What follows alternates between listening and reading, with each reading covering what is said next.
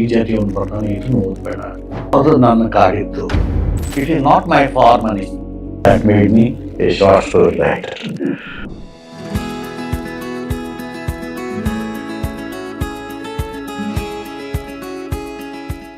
ಬಾಲ್ಯ ಅವನ ಬಂಧನವೂ ಹೌದು, ಅವನ ಬಿಡುಗಡೆಯೂ ಹೌದು. ನಿಮಗೇನು ಅನ್ನಿಸ್ತದೆ? ಎಲ್ಲಿವರೆಗೆ ಆ ಬಂಧನದ ಪ್ರಮಾಣ ಜಾಸ್ತಿ ಆಗಿರುತ್ತೆ ಅಷ್ಟು ನಿಮ್ಮ ಅಭಿವ್ಯಕ್ತಿನಲ್ಲಿ ಇಂಟೆನ್ಸಿಟಿ ಜಾಸ್ತಿ ಆಗುತ್ತೆ. ಕವಿತೆಗಳ ಕತೆ ಏನಾಯ್ತು? It is not my for money ನನಗೆ. ಸೊ ಎಲ್ಲಿಯೋ ಏನೋ ಒಂದು ನಡೀತು ಅನ್ನೋದು, it is not an isolated event. That isolated event has got repercussions on all the earth.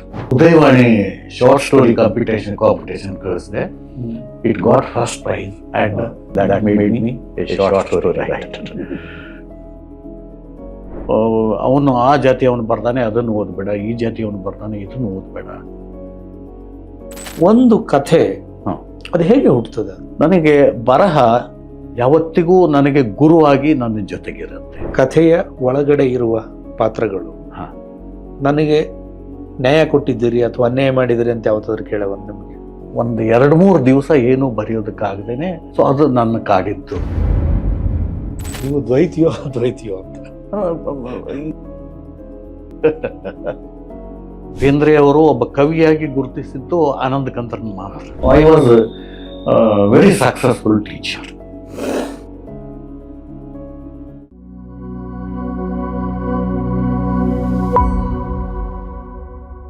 ಸ್ನೇಹಿತರೆ ನಮಸ್ಕಾರ. ಬುಕ್ ಬ್ರಹ್ಮದ ಮುಖಾಮುಖಿ ಮಾತುಕತೆಗೆ ತಮಗೆಲ್ಲ ಆತ್ಮೀಯವಾದ ಸ್ವಾಗತವನ್ನು ಕೋರ್ತೇನೆ. ಇವತ್ತಿನ ಮಾತುಕತೆಯ ಅತಿಥಿಯಾಗಿ ನಮ್ಮ ಜೊತೆಗಿರುವಂಥವರು ರಾಘವೇಂದ್ರ ಪಾಟೀಲ್ ಅವರು. ಕಥೆಗಾರರಾಗಿ, ಕಾದಂಬರಿಕಾರರಾಗಿ ಕನ್ನಡ ನಾಡಿನಾದ್ಯಂತ ಹೆಸರು ಮಾಡಿರುವ ರಾಘವೇಂದ್ರ ಪಾಟೀಲರು ಕಥಾ ಸಂಕಲನಗಳು, ಒಡಪುಗಳು, ಪ್ರತಿಮೆಗಳು, ಮಾಯಿಯ ಮುಖಗಳು ಮತ್ತು ದೇಶಗತಿ ಅನ್ನುವ ಕಥಾ ಸಂಕಲನಗಳನ್ನ ಪ್ರಕಟಿಸಿದ್ದಾರೆ. ಬಾಳವನ ಕನಸುಗಳು, ತೇರು, ಗೈರ್ ಸಮಜೂತಿ ಅನ್ನೋ ಕಾದಂಬರಿಗಳನ್ನು ಪ್ರಕಟಿಸಿದ್ದಾರೆ. ಅದಲ್ಲದೆ ಅಜ್ಞಾತ ಮುಂಬೈ ಅನ್ನುವ ಒಂದು ಪ್ರವಾಸ ಕಥನವನ್ನು, ಬೆಟಗೇರಿ ಕೃಷ್ಣ ಶರ್ಮರನ್ನ ಕುರಿತ ಒಂದು ಆನಂದಕಂದ ಬದುಕು ಬರಹ ಅನ್ನೋ ಒಂದು ಜೀವನ ಚರಿತ್ರೆಯನ್ನು ಪ್ರಕಟಿಸಿದ್ದಾರೆ. ವಾಗ್ವಾದ ಅನ್ನೋದು ಅವರ ವಿಮರ್ಶಾ ಸಂಕಲನದ ಹೆಸರು. ನವಮೇಘ ರೂಪಿ, ಕಾಡಿನ ಹುಡುಗ ಕೃಷ್ಣ, ಮಾಸಿ ಸಾಹಿತ್ಯ ಸಮಗ್ರ ದರ್ಶನ ಅವರ ಸಂಪಾದಿತ ಗ್ರಂಥಗಳು. ಪಾಟೀಲರ ತೇರು ಕಾದಂಬರಿಗೆ 2005 ಕೇಂದ್ರ ಸಾಹಿತ್ಯ ಅಕಾಡೆಮಿ ಪುರಸ್ಕಾರ ಸಂದಿದೆ. ಅದಲ್ಲದೆ ಅವರ ಮಾಯಿಯ ಮುಖಗಳು, ತೇರು ಮತ್ತು ದೇಶಗತಿಗೆ ಕರ್ನಾಟಕ ಸಾಹಿತ್ಯ ಅಕಾಡೆಮಿಯ ಗೌರವ ಕೂಡ ಪ್ರಾಪ್ತಾಗಿದೆ. ಇದಲ್ಲದೆ ಅವರಿಗೆ ವರ್ಧಮಾನ ಪ್ರಶಸ್ತಿ, ಚದುರಂಗ ಪ್ರಶಸ್ತಿ, ಗೋರೂರು ಪ್ರತಿಷ್ಠಾನ ಪ್ರಶಸ್ತಿಗಳು ಲಭ್ಯವಾಗಿವೆ. ಅವರನ್ನು ನಾನು ಈ ಮಾತುಕತೆಗೆ ಪ್ರೀತಿ ಮತ್ತು ಗೌರವದಿಂದ ಸ್ವಾಗತಿಸ್ತೇನೆ. ಸರ್ ನಮಸ್ಕಾರ. ನಮಸ್ತೆ ಸರ್. ನನಗೆ ಒಂದು ಕುತೂಹಲ ಏನಂದರೆ, ನೀವೊಂದು ಲೇಖಕರ ಮನೆತನದಿಂದ ಬಂದವರು. ನಿಮಗೆ ಬರಿಬೇಕಂತ ಅನಿಸಿದ್ದು ಯಾವಾಗ ಮತ್ತು ಯಾಕೆ? ನನಗೆ ಬರಿಬೇಕಂತ ಅನಿಸಿದ್ದು ಬಹಳ ಮೊದಲೇ. ನಾನು 5-6ನೇ ಕ್ಲಾಸ್ನಾಗಿದ್ದೆ. ನಮ್ಮ ಪ್ರೈಮರಿ ಸ್ಕೂಲಿನ ಲೈಬ್ರರಿ ತುಂಬ ಚೆನ್ನಾಗಿತ್ತು. ಆವಾಗ ನಾನು ಈ ಪ್ರಗತಿಶೀಲರ ಕಾದಂಬರಿಗಳನ್ನೆಲ್ಲ, ತರಾಸು, ಕೃಷ್ಣಮೂರ್ತಿ ಪುರಾಣಿಕ, ಅನಕ್ರ, ಅವ್ರ ಕಾದಂಬರಿಗಳನ್ನೆಲ್ಲ ನನಗೆ ಓದಲಿಕ್ಕೆ ಸಿಕ್ತದು, ಓದೋದಕ್ಕೆ ಸಿಕ್ತು. ಆಮೇಲೆ ಪತ್ತೆದಾರಿ ಕಾದಂಬರಿಗಳನ್ನು ಭಾಳ ಓದ್ತಿದ್ದೆ ನಾನು. ಪುರುಷೋತ್ತಮನ ಸಾಹಸಗಳನ್ನು ಓದ್ತಾ ಇದ್ದೆ. ಸೊ ಆವಾಗ ನನಗೆ ಮೊದಲಿಗೆ ಅನಿಸಿದ್ದು, ಒಂದು ಪತ್ತೆದಾರಿ ಕಾದಂಬರಿಯನ್ನು ನಾಟಕ ರೂಪಕ್ಕೆ ಅಳವಡಿಸ್ಬೇಕು ಅಂತ ಹೇಳಿ ಒಂದಿಷ್ಟು ಪತ್ತೆದಾರಿ ಕಾದಂಬರಿಯ ಕೆಲವು ಭಾಗವನ್ನು ನಾವು ನಾಟಕದ ರೀತಿಯೊಳಗೆ ಬರೆಯೋದಕ್ಕೆ ಮೊದಲಿಗೆ ಶುರು ಮಾಡ್ತೇವೆ. ದೆನ್ 8-9ಕ್ಕೆ ಬಂದಾಗ ಮತ್ತೆ ನಾನು ಅಲ್ಲಿ ಮಾಸ್ತಿಯವರ ಒಂದು ಕತೆ, ಅವಾಗ ಆಕಾಶವಾಣಿಯವರು ನಾಟಕ ಸ್ಪರ್ಧೆ ಕರೆದಿದ್ರು. ನಾನು ಮಾಸ್ತಿಯವರ ನಿಜಗಲ್ಲಿನ ರಾಣಿ ಕಥೆ ತಗೊಂಡು ಅದನ್ನು ರಂಗಪಠ್ಯ ಪರಿವರ್ತನೆ ಮಾಡಿ ಕಾಂಪಿಟೇಷನ್ ಕಳಿಸಿದ್ದೆ. ನಾನು ಅದನ್ನ ಪರ್ಮಿಷನ್ ತಗೋಬೇಕು ಅನ್ನೋದು ಇತ್ಯಾದಿ ಏನೂ ಗೊತ್ತಿರಲಿಲ್ಲ. I was in 9th standard. ಆಮೇಲೆ ಅದನ್ನು ನಾನು ನನ್ನ ಚಿಕ್ಕಪ್ಪ ಆನಂದ ಕಂದ್ರ ಕಡೆ ಕೊಟ್ಟೆ ಆ ಸ್ಕ್ರಿಪ್ಟನ್ನ ಓದಲಿಕ್ಕೆ. ಆಮೇಲೆ ಅದನ್ನ ಓದಿ ಅವರು ನನಗೆ ಬೈದರು. ಅಲ್ಲಪ್ಪ ನೀನು ಬರಿಬೇಕಾದ್ರೆ ಏನು ಆವತ್ತಿನ ಸಂದರ್ಭ ಏನು ಇತ್ಯಾದಿ ಅವನ್ನೆಲ್ಲನೂ ಚಲೋ ತಂಗೆ ಗಮನಿಸಿ ಬರಿಬೇಕು. ನಾನು ಅದರೊಳಗೆ ಏನು ಬರೆದಿದ್ದೆ, ಅದರ ವಿಲನ್ನು ಕಾರ್ಡ್ಸ್ ಅಡಿಕ್ಟ್ ಆಗಿದ್ದ, ಕಾರ್ಡ್ಸ್ ಆಡೋದ್ರ ಬಗ್ಗೆ ಅಡಿಕ್ಟ್ ಆಗಿದ್ದ ಅಂತ ಹೇಳಿ ಜೂಜು ಇಸ್ಪೀಟಾಟದ ಜೂಜಿನ ಬಗ್ಗೆ ಬರೆದಿದ್ದೆ ನಾನು. ಒಂದು ಸೀನ್ ಬಂದಿತ್ತು. ಅದು ಮಾಸ್ತಿಯವರಲ್ಲಿ ಇಲ್ಲದೆ ಇರೋದು. ಸೊ ಆನಂದ್ ಕಂಬ್ರಿ ಹೇಳಿದ್ರು, ಗೊತ್ತದೆ ನಿನಗೆ ಆ ಐತಿಹಾಸಿಕ ಸಂದರ್ಭದೊಳಗೆ ಭಾರತದೊಳಗೆ ಪ್ಲೇಯಿಂಗ್ ಕಾರ್ಡ್ಸ್ ಇರಲೇ ಇಲ್ಲ. ಹೌದು. ಸೊ ನೀನು ಒಂದು ಐತಿಹಾಸಿಕ ಕೃತಿಯನ್ನು ತಗೊಂಡು ನೀನು ಅದನ್ನ ರಂಗಪಟ್ಯ ಮಾಡುವಾಗ ಅವತ್ತಿನ ದೇಶ ಕಾಲದಲ್ಲಿ ಏನಿತ್ತು ಅದನ್ನ ನೀನು ಅಳವಡಿಸ್ಬೇಕು. ನೀನು ಏನು ಬೇಕಾದ್ರೂ ಬರೋದ್ರೆ ಆಗ್ತದೇನೋ, ಐತಿಹಾಸಿಕ ಇದಾಗ್ತದೇನೋ ಅಂತ ಬೈದರು ನನಗೆ. ಬೈದ ಮೇಲೆ ನನಗೆ ಸರಿ ಅನ್ನಿಸಿ ಬರೆಯೋದಾದರೆ ತುಂಬ ಚೆನ್ನಾಗಿ ತಯಾರಿ ಆಗೇನೆ ಬರೀಬೇಕು ಅಂತ ಅಂದ್ಕೊಂಡು ಅವತ್ತಿಂದ ನಾನು ಬರೀ ಓದೋದನ್ನು ಮಾತ್ರ, ಬರೆಯೋದು ಬಿಟ್ಬಿಟ್ಟೆ. ನಾನು ಓದೋದಕ್ಕೆ ಶುರು ಮಾಡಿದೆ. ಬಟ್ MSc ಫೈನಲ್ಲಿಗಿರುವಾಗೆ ಬರೀಲೇಬೇಕನ್ನಿಸಿ ಒಂದು ನಮ್ಮ ಅಜ್ಜನ ಕ್ಯಾರೆಕ್ಟರ್ ಇಟ್ಕೊಂಡು ಕೆಲವು ಪುಟಗಳನ್ನು ಬರೆದಿದ್ದೆ ನಾನು. ಗದ್ಯ. ಸೊ ಗದ್ಯ ಬರೆಯೋದಕ್ಕಿಂತ ಮುಂಚೆ ಒಂದಿಷ್ಟು ಪದ್ಯದ ಪ್ರಯತ್ನ ಮಾಡಿದ್ರಿ? ಹೌದು. ನಾನು ಮಲ್ಲಾಡಿ ಹೇಳಿಗೆ ಬಂದೆಲ್ಲ. ಮಲ್ಲಾಡಿ ಹೇಳಿಗೆ ಬಂದ ಮೇಲೆ ವೆಂಕಟೇಶ್ ಮೂರ್ತಿ ಸ್ನೇಹ ಸಿಕ್ತು. ಆಮೇಲೆ ನನಗೆ ಅನಿಸಿದ್ದು ಗದ್ಯ ನನಗೆ ಬರೆಯೋದಕ್ಕೆ ಬರ್ತದೋ ಇಲ್ಲೋ ಅಂತ ಗೊತ್ತಿರಲಿಲ್ಲ ನನಗೆ. ಆಮೇಲೆ ಕವಿತೆಗಳನ್ನು ಓದೋದಕ್ಕೆ ಶುರು ಮಾಡಿದೆ. ಬಹಳ ಅಲ್ಲಿ ಒಳ್ಳೆ ಲೈಬ್ರರಿ ಇತ್ತು. ಆ ಲೈಬ್ರರಿ ಎಷ್ಟು ಚೆನ್ನಾಗಿ ಮಲ್ಲಾಡಿಹಳ್ಳಿಯ ಲೈಬ್ರರಿ ಇತ್ತು ಅಂತಂದರೆ, ಯೂನಿವರ್ಸಿಟಿನಲ್ಲಿ ಇಲ್ದಂಥ ಕೆಲವು ಪುಸ್ತಕಗಳು ಆ ಲೈಬ್ರರಿನಲ್ಲಿ ಸಿಗ್ತಾ ಇತ್ತು. ಬಹುತೇಕ ನವ್ಯರ ಎಲ್ಲ ಕವನ ಸಂಕಲನಗಳು, ಅಡಿಗರು ಇತ್ಯಾದಿ ಸೇರಿಕೊಂಡು ಎಲ್ಲ ಕವನ ಸಂಕಲನಗಳಿತ್ತು. ಆಮೇಲೆ ನಾನು ಅಲ್ಲಿ ತನಕ ನನಗೆ ಕವಿತೆಯ ಸ್ಪರ್ಶನೇ ಇರಲಿಲ್ಲ. ಓದೋದಕ್ಕೆ ಶುರು ಮಾಡಿದೆ. ಆಮೇಲೆ ಅದನ್ನ ಅರ್ಥೈಸಿಕೊಳ್ಳೋ ಕ್ರಮನೂ ಶುರು ಮಾಡಿತು. ನಾನು ಅದರ ಮುನ್ನುಡಿಗಳು, ಆಮೇಲೆ ವಿಮರ್ಶಾ ಲೇಖನಗಳು ಇತ್ಯಾದಿ ಓದಿ ಇದು ಸಮಥಿಂಗ್ ಡಿಫರೆಂಟ್ ಫಾರ್ಮ್ ಅಂತೇಳಿ ನನಗೆ ಅನಿಸ್ತು. ಕಥೆ ಕಾದಂಬರಿಗಿಂತ ಇದು ಭಿನ್ನವಾದದ್ದು. ಮತ್ತು ನಾನು ಬರಿಬಹುದೇನೋ ಅಂತ ಅಂದ್ಕೊಂಡೆ ನಾನು. ಆಮೇಲೆ ಪದ್ಯ ಬರೆಯೋದಕ್ಕೆ ಶುರು ಮಾಡಿದೆ ನಾನು.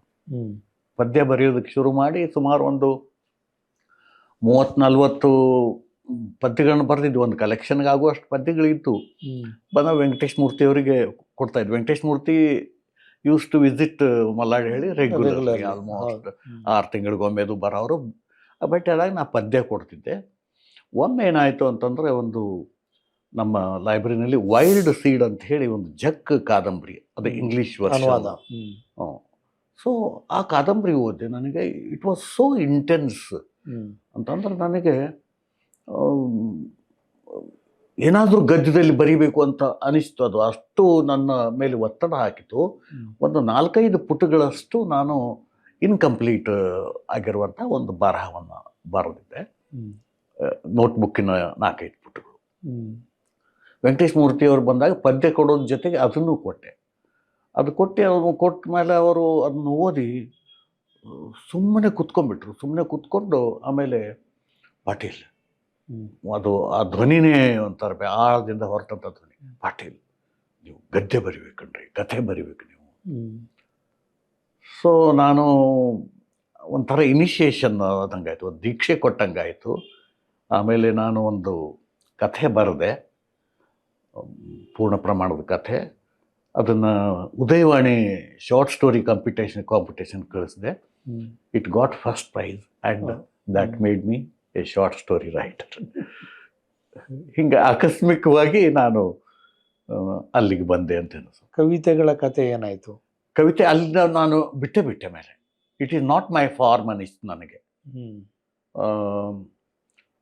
ಕವಿತೆಗೆ ಅದು ಬೇರೆ ರೀತಿಯ ಶಿಸ್ತನ್ನೇ ಬಯಸುವಂಥದ್ದು. And I was not a literature student ಏನಾಗಿರಲಿಲ್ಲ. ನಾನು ಸೈನ್ಸ್ನಿಂದ ಬಂದವನು.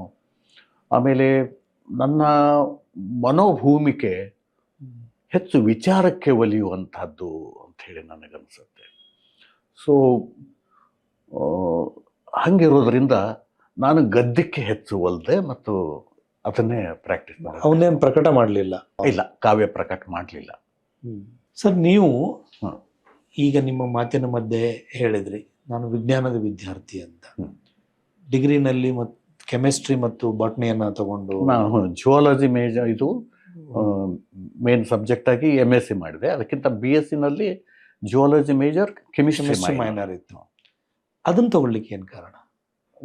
ಮೊದಲ I wanted to become a doctor to start with.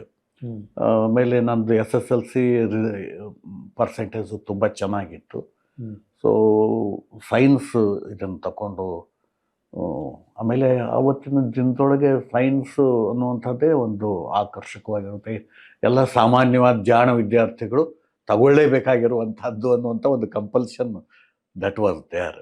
So ನಾನು ಸೈನ್ಸ್ ತಗೊಂಡೆ and I tried for medical. ಇದು ನನ್ನ ಸ್ವಲ್ಪ ವ್ಯತ್ಯಾಸದಿಂದ ನನಗೆ ಸಿಕ್ಕಲಿಲ್ಲ. ನಾನು ಕೋರ್ಟ್ಗೆ ಹೋಗಿದ್ರೆ ಸಿಕ್ತಿತ್ತು ಎಂಥದ್ದು, ಬಟ್ ಐ ವಾಸ್ ನಾಟ್, ಅದು ಬೇಕಾಗಿಲ್ಲ ಅಂತ ಅಂದ್ಕೊಂಡು ದೆನ್ ಅದಾದಮೇಲೆ ನಾನು ಜುವಾಲಜಿ ಮೇಜರ್ ತೊಗೊಂಡು ಜೀವಶಾಸ್ತ್ರವನ್ನು ಅಧ್ಯಯನ ಮಾಡಿದೆ.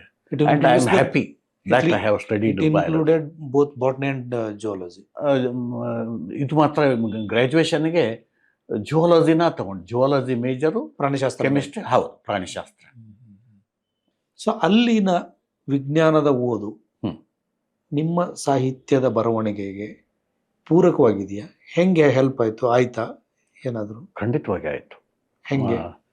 ಒಂದು ಅನಾಲಿಟಿಕಲ್ ಮನೋಸ್ಥಿತಿ, ಮನೋಭೂಮಿಕೆಯನ್ನು ನನಗೆ ನಿರ್ಮಿಸಿಕೊಟ್ಟಿತು.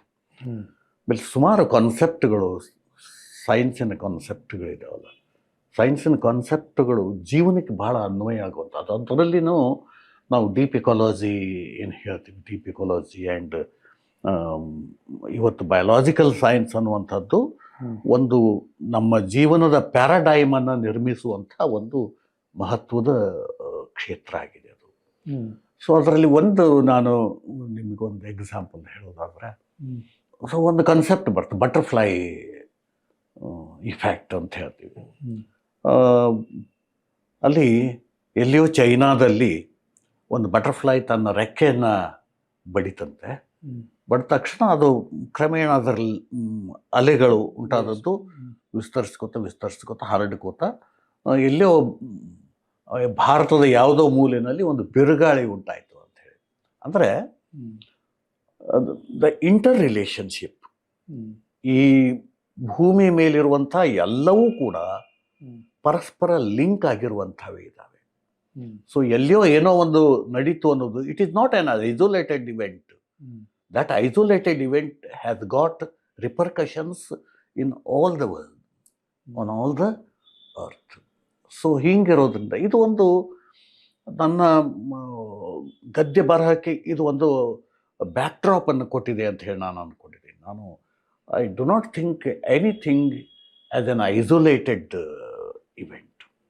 ಸೊ ಇದು ನನ್ನ ಬರಹಕ್ಕೆ ಒಂದು ಬಹಳ ಮೂಲಭೂತವಾಗಿರುವಂಥ ಒಂದು ಭಿತ್ತಿಯನ್ನು ಕೊಟ್ಟಿದೆ ಅಂಥೇಳಿ ನನಗೆ. ಇಂಥದ್ದು ಅನೇಕ ಕಾನ್ಸೆಪ್ಟ್ಸು ಇದ್ದಾವೆ. ಈಗ ಸೊ ಇದನ್ನೇ ಇಂಟರ್ ರಿಲೇಷನ್ಶಿಪ್ಸ್ ಹೇಳೋದಂಥದ್ದೇ ಆದರೆ, ಒಂದು ಭೃಂಗ ಒಂದು ಹೂವಿಗೆ ಹೋಗಿ ಮಕರಂದ ಇದು ತಗೊಂಡು ಮತ್ತೊಂದು ಹೂವಿಗೆ ಹೋಗಿ ಕುತ್ಕೊಳ್ಳುತ್ತೆ. So it brings about the pollination, ಪರಾಗಸ್ಪರ್ಶ. ಹೇಗೆ ಅಂದರೆ ಒಂದು ಜೀವಿಯ ಅತ್ಯಂತ ಸ್ವಾರ್ಥವಾಗಿರುವಂಥ ಒಂದು ಕ್ರಿಯೆ ಕೂಡ ಅದಕ್ಕೆ ಸಾಮಾಜಿಕವಾಗಿರುವಂಥ ಒಂದು ಡೈಮೆನ್ಷನ್ ಸಿಗತ್ತೆ ಅಂತನ್ನುವಂಥದ್ದು. ಈ ಥರದ ಕೆಲವು ಗ್ರಹಿಕೆಗಳನ್ನು ಮತ್ತು ಒಂದು ವಿಶ್ಲೇಷಕ ಮನೋಭೂಮಿಕೆಯನ್ನು ನನಗೆ ವಿಜ್ಞಾನದ ಅಧ್ಯಯನ ಕೊಟ್ಟು ಅಂಥೇಳಿ ಅಂದ್ಕೊಂಡಿದ್ದೀನಿ. ದಟ್ಸ್ ವೈ ಬಹುಶಃ ನಾನು ಪೊಯಿಟ್ರಿಗೆ ಹೋಗದೇನೆ ಕಥನಕ್ಕೆ ಬಂದದ್ದು ಇದೇ ಕಾರಣ ಇಟ್ಟಿರ್ಬೋದು ಅಂತ ಹೇಳಿ ಅನಿಸುತ್ತೆ. ನನಗೆ ಇನ್ನೊಂದು ಇದಕ್ಕೆ ಪೂರಕವಾಗಿ ಪ್ರಶ್ನೆ ಕೇಳಬೇಕಂತ ಅನಿಸ್ತದೆ. ನಿಮ್ಮ ಬಾಲ್ಯದ ದಿನಗಳು, ಓದು, ನಿಮ್ಮ ಓದಿನ ಆರಂಭದ ಓದಿನ ಬರವಣಿಗೆಗೆ ಸಂಬಂಧಪಟ್ಟ ನೀವು ಪ್ರಸ್ತಾಪ ಮಾಡಿದ್ರಿ. ಬಾಲ್ಯದ ದಿನಗಳು ಹೆಂಗಿದ್ದು? It was culturally it was very rich. ನಮ್ಮ ಮನೆ ವಾತಾವರಣ ಸಾಯಂಕಾಲ ಆದ ತಕ್ಷಣ ನಮ್ಮ ತಂದೆ ಆಮೇಲೆ ನಮ್ಮ ಅಕ್ಕಂದರು ಹಾಡುಗಳನ್ನು ಹಾಡುವಂಥದ್ದು. ಆಮೇಲೆ ಜಯಂತಿ ಪತ್ರಿಕೆ ನಮ್ಮ ಮನೆಗೆ ಬರ್ತಾಯಿತ್ತು. ಆ ಜಯಂತಿ ಓದು ನನಗೆ ಸಿಗ್ತಾ ಇತ್ತು. ಆಮೇಲೆ ಚರ್ಚೆಗಳು, ಸಾಹಿತ್ಯಿಕ ಚರ್ಚೆಗಳು ನಡೀತಾ ಇದ್ದವು. ಆಮೇಲೆ ನಮ್ಮ ಚಿಕ್ಕಪ್ಪದು ಬಂದಾಗೆ ಅವರು ಅಲ್ಲಿ ನಮ್ಮ ಊರಲ್ಲಿ ಕುಮಾರವ್ಯಾಸ ಇದನ್ನು ಭಾರತದ ಒಂದು ಓದು ವ್ಯಾಖ್ಯಾನ, ವ್ಯಾಖ್ಯಾನ ಇತ್ಯಾದಿ ಇತ್ಯಾದಿ ಈ ಥರ. ಆಮೇಲೆ ನನಗೆ ಇನ್ನೊಂದು ಬಹಳ ಬಹುಶಃ ನನ್ನನ್ನು ಒಬ್ಬ ಬರಹಗಾರನಾಗಿ ರೂಪಿಸಿರುವಂಥ ಒಂದು ನನ್ನ ಶಾಲೆಯ ವಾತಾವರಣದ ಒಂದು ಸಂಗತಿ ಕೂಡ ಇದೆ. ಅದು ಏನು ಅಂತಂದರೆ, ನಾವು 6ನೇ ಕ್ಲಾಸ್ನಲ್ಲಿದ್ದಾಗೆ ಕರ್ನಾಟಕ ಸರ್ಕಾರದವರು ಶೇಕ್ಸ್ಪಿಯರ್ನ ಎಲ್ಲ ನಾಟಕಗಳ ಕಥನ ರೂಪಿಕೆಗಳನ್ನು ಚಿಕ್ಕ ಚಿಕ್ಕ ಪುಸ್ತಕ, ಹ್ಯಾಮ್ಲೆಟ್ಟು, ಮ್ಯಾಕ್ಬೆತ್ತು, ಅವೆಲ್ಲ ಪುಸ್ತಕಗಳನ್ನು ಪ್ರಕಟ ಮಾಡಿ ಶಾಲೆಗಳಿಗೆ ಸಪ್ಲೈ ಮಾಡಿತು. ಸೊ ನಮ್ಮ ಶಾಲೆಗೂ ಅವು ಬಂದಾಗ ನಮ್ಮ ಮೇಷ್ಟ್ರು, ಭೀಮಣ್ಣ ಮೇಷ್ಟ್ರು ಅಂತಿದ್ರು, ಅವ್ರು ಏನು ಮಾಡಿದರು ಅಂತಂದರೆ, ಆ ಪುಸ್ತಕಗಳನ್ನು ದಿನ ಒಂದು ಕೊಟ್ಟು ಎಲ್ಲ ವಿದ್ಯಾರ್ಥಿಗಳನ್ನು ಕೂಡಿಸಿ ನನಗೆ ಓದಿಸೋದಕ್ಕೆ ಹಚ್ಚಿದ್ರು. ಅದನ್ನು ಲೌಡ್ ರೀಡಿಂಗ್ ಮಾಡ್ತಿದ್ದೆ ನಾನು. ಸೊ ಇದು ಶೇಕ್ಸ್ಪಿಯರ್ ಎಂತಹ ಶ್ರೀಮಂತ ಬರಹಗಾರ. ಸೊ ಆ ಶ್ರೀಮಂತಿಕೆಯ ಒಂದು ಸ್ಪರ್ಶ ನನಗೆ ಆ ಮೂಲಕ ಸಿಕ್ತು. ಸೊ ಒಂದು ಬರಹದ ಬಗ್ಗೆ ಒಂದು ಕಲ್ಪನೆ ಅನ್ನುವಂಥದ್ದು ನನಗೆ ಆವಾಗ ದೊರಕಿತು ಅಂತ ಹೇಳ್ತಾರೆ. ಆಮೇಲೆ ನಂತರ ಆನಂದ ಕಂದರ್ಬ ಇದ್ದು ಮತ್ತು ಇದು ಈ ಶೇಕ್ಸ್ಪಿಯರ್ನ ಸಂಪರ್ಕ ಸ್ಪರ್ಶ ನನಗೆ ಸಿಕ್ಕದ್ದು, ಇವೆಲ್ಲ ಕೂಡಿ ನನಗೆ ಒಂದು ಶ್ರೀಮಂತ ಮನೋಭೂಮಿಕೆಯನ್ನು ನನಗೆ ಕೊಟ್ಟು ಅಂಥೇಳಿ ಅನಿಸುತ್ತೆ ನನಗೆ. ಈಗ ನಾನು ಬರೆಯುವಾಗ ಲೇಖಕನಿಗೆ, ಕಥೆಗಾರ ಇರ್ಬೋದು, ಕವಿ ಇರ್ಬೋದು, ಅವನ ಬಾಲ್ಯ ಅವನ ಬಂಧನವೂ ಹೌದು, ಅವನ ಬಿಡುಗಡೆಯೂ ಹೌದು.